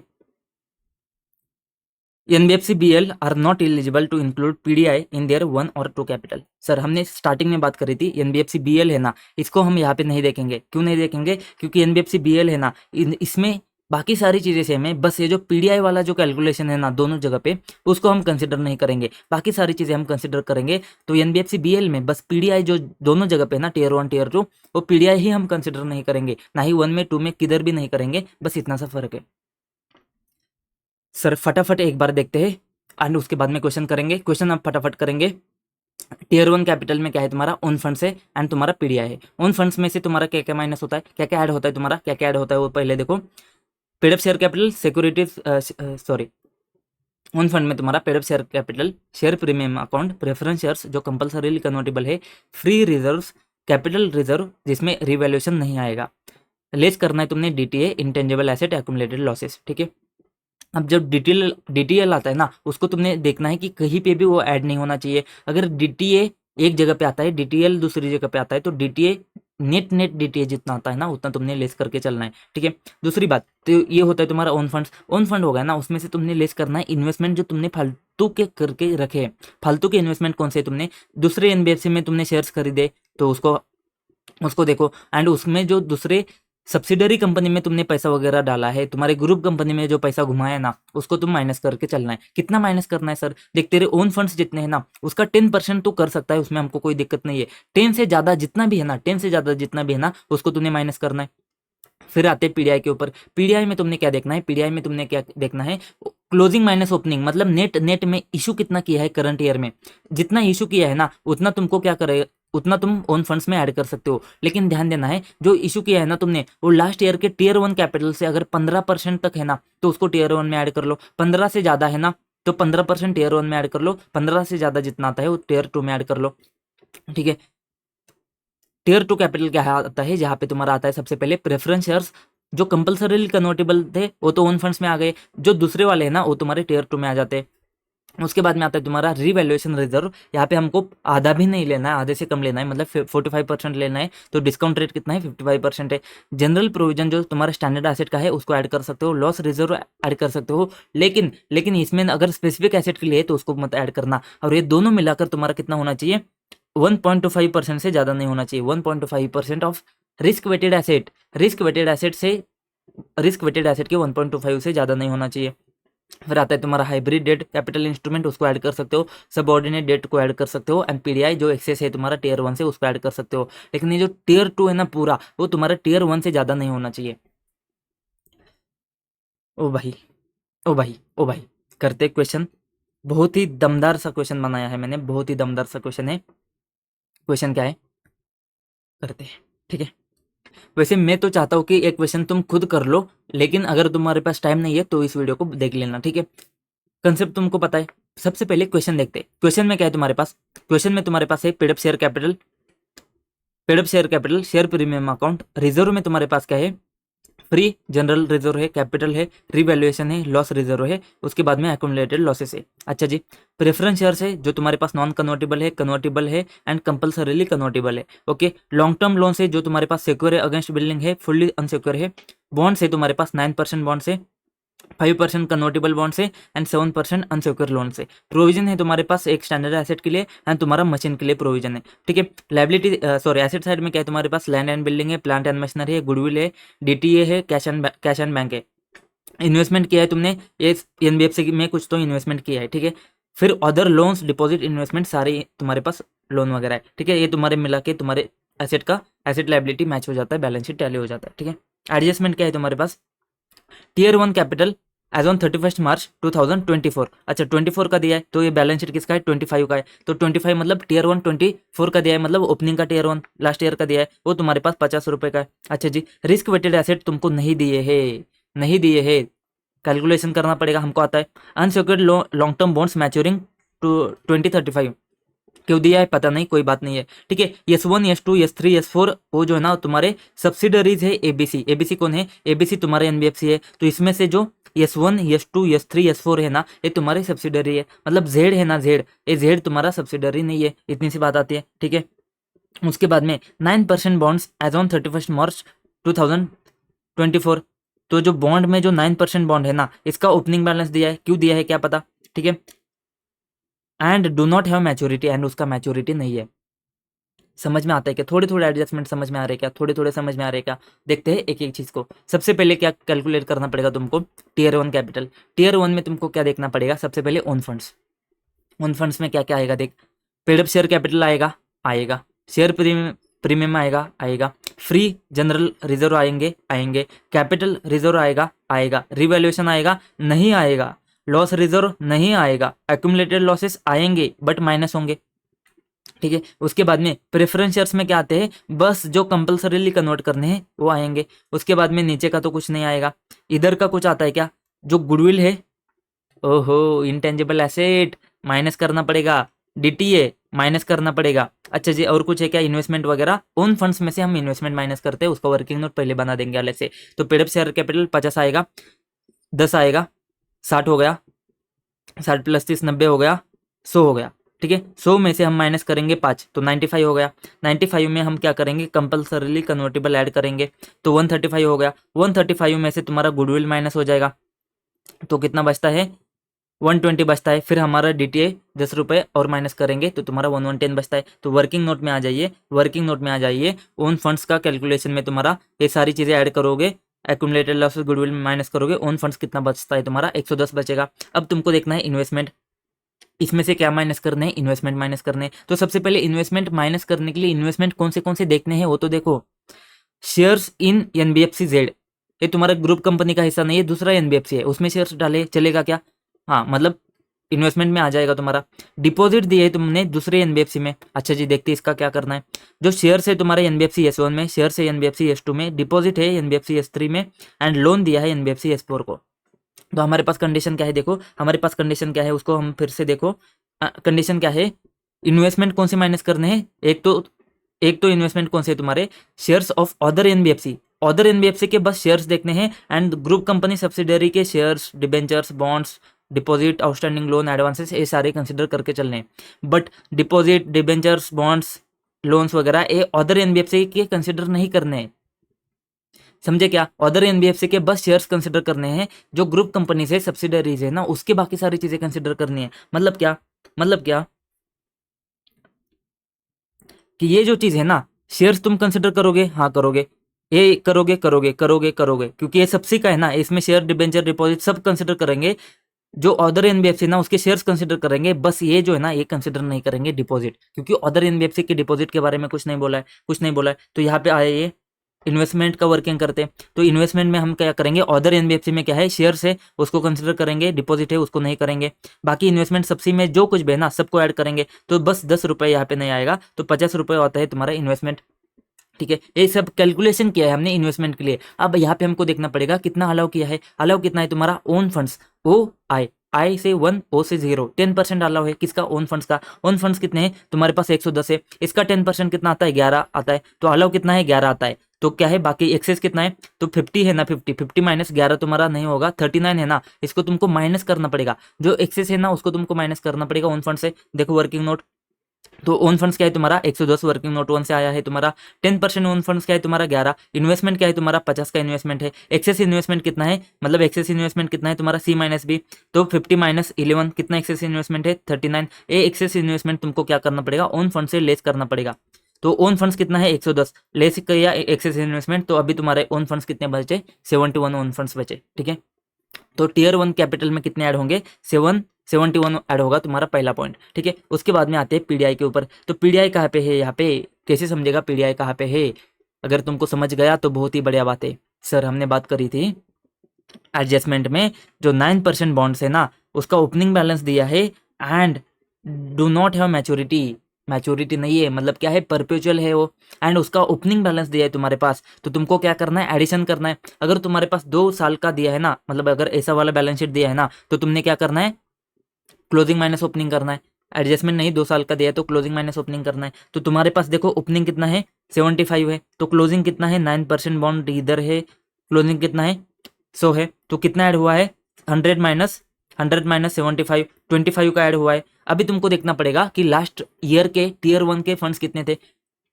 टीयर 1 कितना था, टीयर 1 कैपिटल कितना था, 50 रुपए था। अच्छा जी, 50 रुपए था, तो इसका हम क्या करेंगे, 50 रुपए जो था ना, 50 रुपए का हम क्या करेंगे, 15% कंसिडर करेंगे। कितना आता है, 7.5 आता है। एक्चुअल में कितना किया है, 25 किया है। तो 7.5 टीयर 1 में ऐड होगा। तो 25 माइनस 7.5, 25 माइनस 7.5 कितना आता है, 17.5 आता है। तो 17.5 कहाँ पे आएगा तुम्हारा, 25 माइनस 7.5 आता है तुम्हारा, सॉरी 25 माइनस 7.5 आता है तुम्हारा 17.5। तो 17.5 आता है तुम्हारा टीयर 2 में आएगा एंड 7.5 तुम्हारा टीयर 1 में आएगा। ठीक है, तो ये परपेचुअल डेट इंस्ट्रूमेंट का कैलकुलेशन देखना तुम। क्लोजिंग बैलेंस कितना है, 100 है, ओपनिंग बैलेंस 75 है, तो नेट नेट में एडिशन कितना किया है, 25। टीयर 1 कैपिटल कितना है तुम्हारा, 50। ओपनिंग का, प्रीवियस ईयर का ओपनिंग का 50 है, तो उसका 15% कितना होता है, 15% आता है तुम्हारा 7.5। तो जो 15% है वो तुम्हारा क्या हो जाएगा, टीयर 1 में ऐड हो जाएगा। लोअर ऑफ सी और ई 25 और 75, 7.5 ऐड होगा। एंड टीयर 2 कैपिटल में बचा हुआ कितना बचा है, 25 माइनस 7.5, 7.5 1 में ऐड किया तो बचा हुआ कितना है, 17.5 टीयर 2 में ऐड होगा। ठीक है, तो ये होगा तुम्हारा टीयर 1 का कैलकुलेशन। तो टीयर 1 में तुम्हारा क्या आएगा, टीयर 1 में तुम्हारा 71 आएगा प्लस 7.5 आएगा। टीयर 1 में तुम्हारा 71 आएगा प्लस 7.5 आएगा। तो ये पीडीआई हो गया तुम्हारा, पीडीआई हो गया मतलब टीयर 1 हो गया। अभी टीयर 1 कितना है तुम्हारा, टीयर 1 कैपिटल कितना है तुम्हारा, टीयर 1 कैपिटल कितना हो गया तुम्हारा, 71 जो आता है, 71, एक मिनट, 71 जो आता है तुम्हारा, 71 आएगा एंड तुम्हारा पीडीआई में से 7.5 आएगा। तो 71 प्लस 7.5, 78.5 तुम्हारा क्या बनेगा, टीयर 1 कैपिटल बनेगा। ठीक है, उसके बाद में आता है तुम्हारा, अब क्या है तुम्हारा, टीयर 2 कैपिटल। टीयर 2 कैपिटल में तुम्हारा पहला क्या है, पहला है तुम्हारा प्रेफरेंस शेयर्स जो तुम्हारे अदर देन कन्वर्टेबल है। मतलब कौन से आते हैं तुम्हारे पास, प्रेफरेंस शेयर्स कहाँ पे गए हैं, कंपलसरीली कन्वर्टेबल है वो तो टीयर 1 का हिस्सा बने। तो जो बाकी बचे हैं ना, non convertible and convertible into equity, ये दोनों क्या बनेंगे, टीयर 2 का हिस्सा बनेंगे। तो 20 प्लस 30 50 हो गया तुम्हारा प्रेफरेंस शेयर्स। अच्छा जी, उसके बाद में आता है तुम्हारा, ऊपर से देखो क्या क्या किया है, paid up share capital A add किया, रिजर्व ऐड किया, रिवैल्यूएशन रिजर्व तुमने कितना करना है, तुमने क्या करना है, 100 माइनस 55%, डिस्काउंट कितना है 55%। तो 100 माइनस 55% मतलब कितना ऐड करना है, तुमने बस 45 रुपीज़ का ऐड करना है। ठीक है, तो रिवैल्यूएशन रिजर्व तुम्हारा 45 रुपीज़ का ऐड हो जाएगा। ठीक है, आइए नीचे वर्किंग नोट में, तो टियर 2 कैपिटल में सबसे पहले प्रेफरेंस शेयर्स कौन से आएंगे तुम्हारे पास, non convertible and convertible into equity 20+30 50 आ जाते हैं, बस कंपल्सरीली कन्वर्टेबल टियर 1 में जाएंगे, बाकी सब यहाँ पे आ जाएंगे। 20+30 कितने आ जाते हैं, 50 आ जाते हैं। दूसरी चीज क्या है, रिवैल्यूएशन रिजर्व, एक्चुअल -55%, एक्चुअल कितना है 100 -55% कितना है 55, तो कितना बैलेंस ऐड हो जाएगा तुम्हारा 45 ऐड हो जाएगा, ठीक है। तीसरा पॉइंट है ना, क्या बात करता है तुम्हारा प्रोविजन का एंड लॉस रिजर्व का, ठीक है। तो लॉस रिजर्व है ना, लॉस रिजर्व इसको ऐड करेंगे, क्या ऐड करेंगे, अगर स्पेसिफिक नहीं है ना, स्पेसिफिक एसेट के लिए है तो ऐड नहीं करेंगे, लेकिन ऐसे तो ऐड करेंगे। तो लॉस रिजर्व तुम्हारा 5 रुपए का ऐड हो जाएगा। उसके बाद में प्रोविजन पे आते हैं। प्रोविजन में तुम्हारा स्टैंडर्ड एसेट का प्रोविजन ऐड करोगे क्या, हाँ भाई इसको ऐड करेंगे 5 रुपए। Sir provision for loss on machine है ना, मशीन तो स्पेसिफिक एसेट के लिए बनेगा, स्पेसिफिक एसेट के लिए बना है तो इसको हम ऐड नहीं करेंगे। तो स्पेसिफिक एसेट के लिए लॉस रिजर्व जनरल प्रोविजन तुम्हारा स्पेसिफिक एसेट के लिए बना है तो उसको ऐड नहीं करेंगे। इन जनरल है ना तो उसको ऐड करेंगे। अगर ये प्रोविजन एनपीए के लिए है ना, एनपीए है सब स्टैंडर्ड एसेट के लिए, उसको भी ऐड नहीं करेंगे। बस स्टैंडर्ड एसेट का प्रोविजन ऐड करना है तुमने, लॉस रिजर्व को तुमने ऐड करना है, तो इस वाले को ऐड नहीं करना है। तो तुम्हारा 5+5 कितना हो जाएगा, 10 हो जाएगा। तो 3 नंबर का पॉइंट में आ जाइए, 3 नंबर के पॉइंट में आ जाइए, ठीक है। तो ये तुम्हारा क्या हो जाएगा, provision for standard asset add हो जाएगा, मशीन का जो है ना वो ऐड नहीं होगा, एंड लॉस रिजर्व तुम्हारा ऐड हो जाएगा। तो तुम्हारा टोटल ऐड कितना होगा, 10 ऐड हो जाएगा। लेकिन sir sir sir risk weighted asset जो है ना, रिस्क वेटेड एसेट ना, यहाँ पे कुछ कुछ था, क्या था, रिस्क वेटेड एसेट का जो तुमको क्या करना है, रिस्क वेटेड एसेट का तुमको 1.25%, याद आया कुछ, 1.25% कंसिडर करना है, 1.25% कंसिडर करना है रिस्क वेटेड एसेट का। ओहो सर, तो रिस्क वेटेड एसेट क्या है देखते, एडजस्टमेंट में दिया है क्या, देखो 2 नंबर का adjustment, risk weighted asset of 2425 is rupees दिया ही नहीं है। सिंपल सी बात है, जो हमने रिस्क वेटेड देखा है ना, वहाँ पे देखो सारे एसेट के लिए 100% होता है, कुछ कुछ एसेट के लिए तुम्हारा क्या है 0%, 20%, 50% होता है। तो यहाँ पे देखो, यहाँ पे क्या है तुम्हारा land building 100, plant and machinery goodwill TTA, हाँ कैश एंड बैंक बैलेंस, बस इसका जो है ना 0% होगा, इसका बस 0% होगा, बाकी सबका 100 है। इन्वेस्टमेंट है 100% है, कोई दिक्कत नहीं है। अदर लोन डिपॉजिट 100% है, मतलब बस ये जो है ना इसका बस 0 हो जाएगा, इंटू 0% हो जाएगा, मतलब 50 हो जाएगा। तो बाकी सबका क्या है तुम्हारा कितना है 600 है, 650 है ना, तो 650 में 600 में से तुम्हारा 100% आएगा, एंड 50 है ना इसका तुम्हारा 0% आएगा। तो ये तुम्हारा 600 आएगा इज इक्वल टू 0 आएगा। तो तुम्हारे रिस्क वेटेड एसेट कितने हो जाते हैं, 600 हो जाते हैं। एकदम सिंपल कैलकुलेशन, बट एडजस्टमेंट दमदार है। तो देखो 600 कैसे आया, तुम्हारा कैश एंड बैंक कितना है 50 है अमाउंट, उसका रिस्क कितना है 0 है, तो अमाउंट कितना आएगा 0 आएगा। एंड अदर एसेट का 100% आएगा, 100% में तुम्हारा 600 है, तो तुम्हारा रिस्क वेटेड एसेट कितना आता है 600 आएगा, ठीक है। तो रिस्क वेटेड आता है तुम्हारा 600, तो 600 का 1.25% कितना आता है तुम्हारा, 600 का 1.25% आता है 7.5%, ठीक है। तो 7.5% जो है ना उसको ही तुम कंसिडर करके चल सकते हो। तो 10 है तुम्हारा, एक्चुअल में तो तुम्हारा 10 है, बट तुम कितना कंसिडर करोगे 7.5%। कंसिडर्ड फॉर टीयर 2 क्या है तुम्हारा, लोअर ऑफ डी और एफ। डी क्या है तुम्हारा, टोटल कितना है एक्चुअल में, या फिर तुम्हारा 1.25 कितना अलाउड है 1.25, तो जो कम है वो तुमको देखना पड़ेगा, ठीक है। तो 7.5 टू द एक्सटेंट कितना 7.5 तुम क्या करोगे ऐड करोगे, ठीक है। उसके बाद में क्या आता है, उसके बाद में आता है तुम्हारा हाइब्रिड डेट इंस्ट्रूमेंट एंड तुम्हारा सबऑर्डिनेट वाला, ठीक है। तो हाइब्रिड में देखते हैं, ठीक है। तो यहाँ पे हमारा क्या हुआ, पेडअप हो गया, शेयर हो गया, रिजर्व हो गए सारे के सारे, प्रेफरेंस शेयर्स हो गए हमारे सारे के सारे। अभी बात आती है लॉन्ग टर्म लोन्स के लिए। सर लॉन्ग टर्म लोन्स में अगर सिक्योर है बिल्डिंग के अगेंस्ट तो उसका क्या, कुछ नहीं कुछ नहीं कुछ नहीं, उसको कुछ नहीं करना है, छोड़ देने का, ठीक है। वो कैपिटल का हिस्सा बनेगा ही नहीं। फुल्ली अनसिक्योर है तो उसका क्या, बात करते हैं। सर बॉन्ड्स है तो 9% में बॉन्ड्स जो है ना इसको हमने पीडीआई में कंसिडर करके चला। अभी जो कन्वर्टेबल है उसका क्या, अनसिक्योर है उसका क्या, अच्छा जी। प्रोविजन में हमने क्या बात करी है, ये दोनों चीजें हो चुकी है हमारी। तो बस इतनी सी बात आती है, अभी बस इतनी सी बात आती है, जो डेट इंस्ट्रूमेंट है ना उसमें तुमको देखना पड़ेगा हाइब्रिड डेट इंस्ट्रूमेंट कौन सा है एंड तुम्हारा सबऑर्डिनेट डेट इंस्ट्रूमेंट कौन सा है। तो हाइब्रिड वाला कौन सा है, जो कन्वर्टेबल बॉन्ड है ना ये तुम्हारे क्या है हाइब्रिड वाला है। तो हाइब्रिड में कितना ऐड हो जाएगा, कन्वर्टेबल, मतलब कन्वर्टेबल है ना, तो तुमने फाइनेंशियल इंस्ट्रूमेंट में देखा है कन्वर्टेबल है, तो जिसमें तुम्हारा क्या होता है इक्विटी का पोर्शन डेट का पोर्शन आता है। तो ये कन्वर्टेबल है ना, ये तुम्हारा 50 है, तो हाइब्रिड डेट इंस्ट्रूमेंट में तुम्हारा 50 ऐड हो जाएगा। सर ये जो फुल्ली अनसिक्योर है ना, ये जो अनसिक्योर दो चीज आती है ना, ये है तुम्हारे सबऑर्डिनेट। सबऑर्डिनेट तुम्हारा जो है ना, देखो तुमको दिखा देता हूँ, ठीक है, यहाँ पे कहाँ पे तो है ना सबऑर्डिनेट डेट, तो सबऑर्डिनेट डेट है ना, देखो हाइब्रिड डेट कैपिटल इंस्ट्रूमेंट क्या है तुम्हारा, जो कन्वर्टेबल बॉन्ड है, एंड जो सबऑर्डिनेट डेट होते हैं ना वो क्या होते हैं तुम्हारे अनसिक्योर होते हैं, अनसिक्योर होते हैं, तुम उसको यूज कर सकते हो, तुम उसको यूज कर सकते हो, ये बात आती है। ठीक है, तुम इसको यूज कर सकते हो, तो कहाँ पे गया, हाँ, तो जो हाइब्रिड में तुम्हारा क्या आएगा, कन्वर्टेबल बॉन्ड आएंगे 50 वाले, एंड अनसिक्योर में तुम्हारे फुल्ली अनसिक्योर में क्या आएंगे 7% अनसिक्योर वाला, एंड तुम्हारा अनसिक्योर वाला लॉन्ग टर्म लोन। ठीक है, तो नीचे आ जाते हैं, नीचे आ जाते हैं, हाँ ठीक है, तो हाइब्रिड में क्या आएगा तुम्हारा, कन्वर्टेबल प्रेफरेंस शेयर्स नहीं आएंगे क्योंकि ऑलरेडी कंसिडर किए हैं हमने टीयर 1 में, वो नहीं आएंगे, कन्वर्टेबल बॉन्ड आएंगे तुम्हारे 50 वाले। ठीक है, तो ये हो गया तुम्हारा हाइब्रिड का। फिर आता है तुम्हारा सबऑर्डिनेट डेट, जो तुम्हारे अनसिक्योर वाले हैं ना वो आएंगे तुम्हारे 50-50। ठीक है, अनसिक्योर में तुमने ध्यान रखना है कि फुल्ली अनसिक्योर होना चाहिए, मतलब वो किसी के अगेंस्ट में थोड़ा भी सिक्योर नहीं होना चाहिए, एकदम एकदम एकदम अनसिक्योर वाला जो है ना उसको तुम कंसिडर करके चलोगे, वो आता है तुम्हारे सबऑर्डिनेट डेट। तो दोस्त भूलना नहीं है, जो पीडीआई तुमने टीयर 1 में किया था ना, तो वहां पे कैलकुलेशन में तुमने क्या किया था, टीयर 2 का हिस्सा देखा था, तो टीयर 2 का हिस्सा तुमने यहाँ पे लिख देना है, पीडीआई टीयर 2 का हिस्सा 17.5। ठीक है, तो ये चीज़ आती है, ये चीज़ आती है तुम्हारा टीयर 1 50 आता है 45। ठीक है, तो 95 हो गया, 95 प्लस 102.5 हो गया, 152.5 हो गया, 252.5 हो गया, एंड 17.5। ठीक है, 270 हो गया, तो टीयर 2 कैपिटल कितना हो गया 270। लेकिन दोस्त 270 है ना,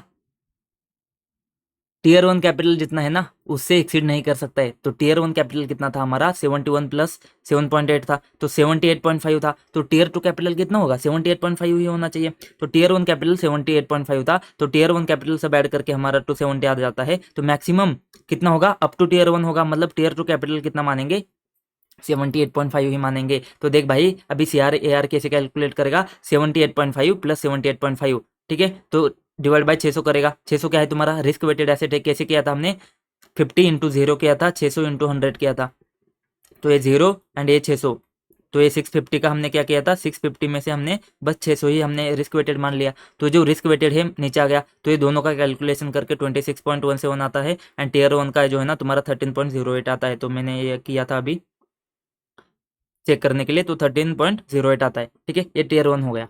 ठीक है, अब बात ध्यान दे क्या क्या है कैसे देखना है, यहाँ पे मैंने साइड में रख दिया है, तो paid up share capital, share premium, free reserve, capital reserve, ये सब क्या है ओन फंड्स का हिस्सा है, रिवैल्यूएशन रिजर्व डिस्काउंट करेगा 55% से, टीयर 2 का हिस्सा है, लॉस रिजर्व टीयर 2 का हिस्सा है, एक्यूमुलेटेड लॉसेस लेस करेगा तो ओन फंड से, preference shares non convertible and convertible जो है ना वो टीयर 2 का हिस्सा है, कंपल्सरीली कन्वर्टेबल ओन फंड्स में जाएगा तुम्हारा।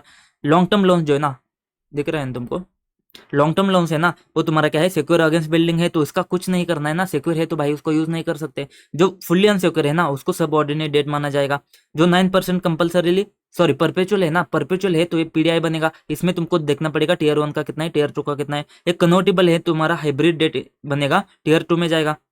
अनसिक्योर लॉन्ग टर्म है ना वो सबऑर्डिनेट डेट बनेगा, वो तुम्हारा टीयर 2 में जाएगा। प्रोविजन जो है ना स्टैंडर्ड एसेट का है तो तुमका टीयर 2 में जाएगा जनरल प्रोविजन में, एंड जो तुम्हारा मशीन के लिए स्पेसिफिक है ना उसको एक्सक्लूड करना है, उसको ध्यान में नहीं देना है। ठीक है, उसके बाद में जो गुडविल एंड डीटीए है ना उसको तुमने क्या करना है लेस फॉर ओन फंड्स के कैलकुलेशन के लिए कम करना है। ये सारी चीजें है ना ये तुमने क्या ध्यान देनी है, ओन फंड से माइनस करने के लिए ध्यान देनी है, तो इसमें से बस 10 नहीं आएगा। ठीक है, एंड बाकी सारे अदर लोन्स एंड एडवांसेस है। ठीक है, अब बात ध्यान में देने की एक आती है, हाँ ठीक है, एडजस्टमेंट क्यों दिया है, टीयर 1 कैपिटल क्यों दिया है तुम्हारा पीडीआई कैलकुलेशन के लिए, रिस्क वेटेड एसेट क्यों दिया है जनरल प्रोविजन एंड लॉस के लिए दिया है।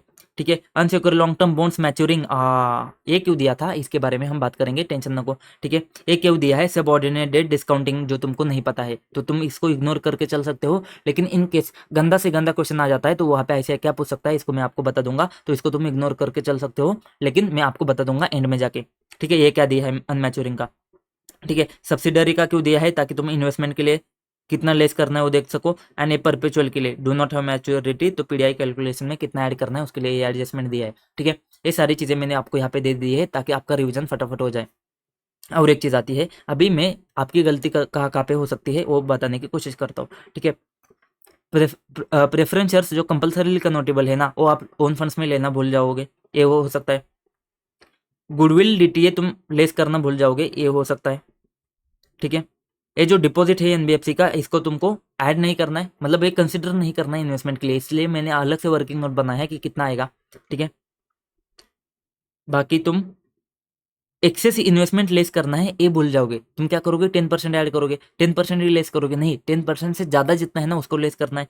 उसके बाद में पीडीआई के कैलकुलेशन में तुम क्या करोगे, टियर 2 में लेना भूल जाओगे, टियर 1 कर लोगे, टियर 2 में लेना भूल जाओगे, ठीक है। यहाँ पे एडिशन करना भूल जाओगे, जो क्लोजिंग बैलेंस दिया है ना उसको भी लोगे, एडिशन करना भूल जाओगे, तो एडिशन करना इंपॉर्टेंट है, एडिशन कैलकुलेशन करना इंपॉर्टेंट है, ठीक है।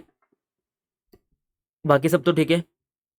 टियर 2 में क्या हो जाएगा, टियर 2 में क्या हो जाएगा, यहाँ पे 55% नहीं लेना है तुमने, 45% लेना है, मतलब डिस्काउंट करना है, 55% माइनस करना है, ये बात ध्यान में दे दो। उसके बाद में प्रोविजन वगैरह कैलकुलेट कर लोगे तुम, लेकिन उसका 1.5 रिस्क वेटेड एसेट का करना भूल जाओगे, तो यहाँ पे मार्क कर लेना भाई, ये भूल जाओगे तुम, ठीक है। कन्वर्टेबल प्रेफरेंस शेयर्स तुमने हाइब्रिड में ऐड नहीं करने हैं, क्योंकि तुमने पहले ही क्या किया है, पहले तुमने टियर 1 में उसको ऐड किया है, तो टियर 1 में इसको तुमने ऐड किया है, ऐसा तुम यहाँ पे लिख सकते हो।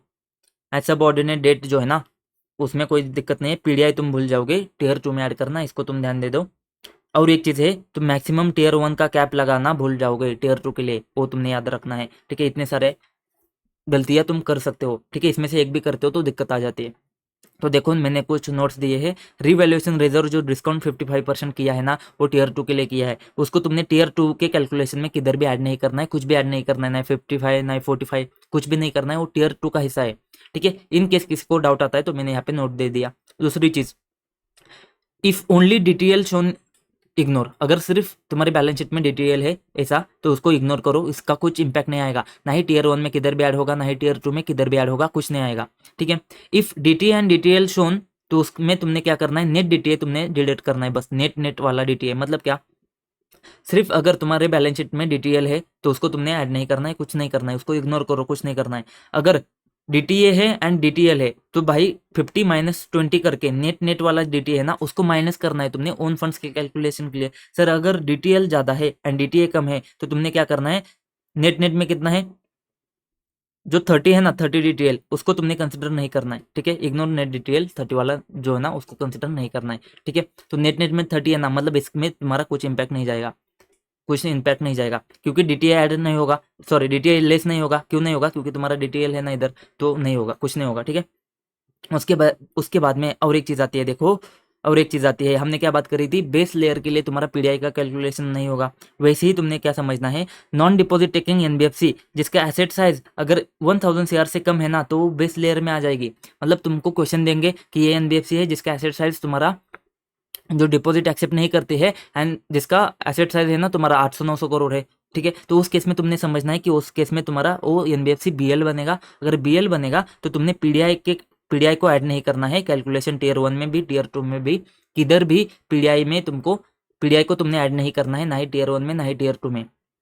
और एक चीज़ आती है, ये एक्स्ट्रा वाला पॉइंट है, ये तुमको पूछेंगे नहीं, लेकिन इन केस अगर कुछ भी एडजस्टमेंट आता है तो इजी वाला पॉइंट है, बट आ जाता है ऐसा दिक्कत वाला, तो मैंने आपको बता देना है।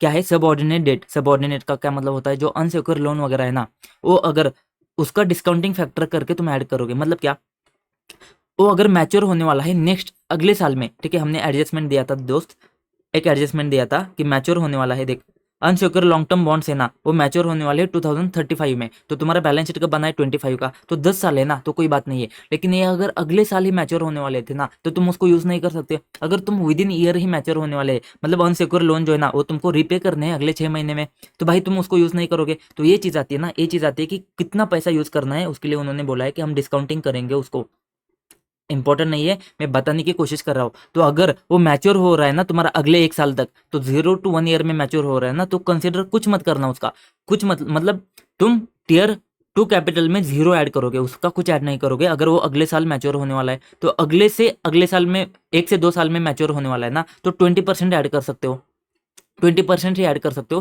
क्योंकि उसमें ना भाई 2 साल है ना, तो 20% तो तुम ऐड कर सकते हो। एंड फिर 2 से 3 है ना, तो 40% ऐड कर सकते हो, 3 से 4 है तो 60%, मतलब 20-20 तुमने बस बढ़ा के जाना है।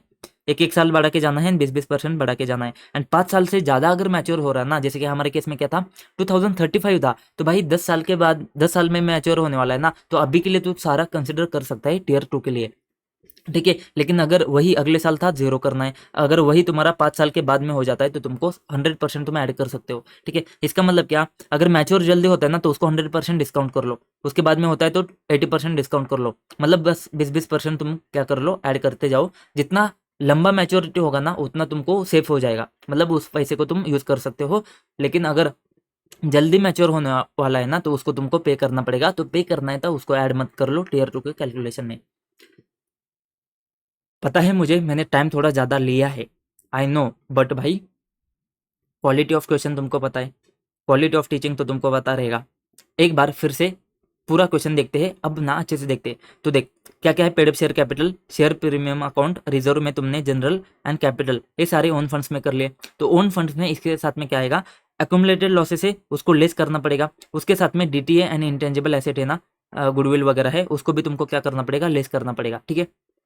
उसके साथ में तुमको एक चीज ऐड करना भूल जाओगे, कंपलसरीली कन्वर्टेबल है ना, वो तुमको ओन फंड्स में ऐड करना है। तो ये तुम्हारा ओन फंड्स बन गया। अब इसमें से तुमको इन्वेस्टमेंट माइनस करने, कौन सी इन्वेस्टमेंट, तुम्हारे जहाँ पे तुम्हारा क्या है, तुम्हारा किसी और एनबीएफसी के शेयर से या फिर तुम्हारे ग्रुप में तुमने किसी भी तरीके से पैसा डाला है। ये जो है ना, ये पैसा तुमने ग्रुप में तुम्हारे डाल दिया है, क्योंकि S1 S2 S3 S4 तुम्हारे सब्सिडरी है। एंड ये जो दो है ना, किसी और एनबीएफसी है, तो किसी और एनबीएफसी के शेयर है ना, उसमें तुमने फंड्स डाले हैं, तो हम 10 कंसिडर करेंगे। तो ये जो है ना, ये 50 हम कंसिडर करेंगे।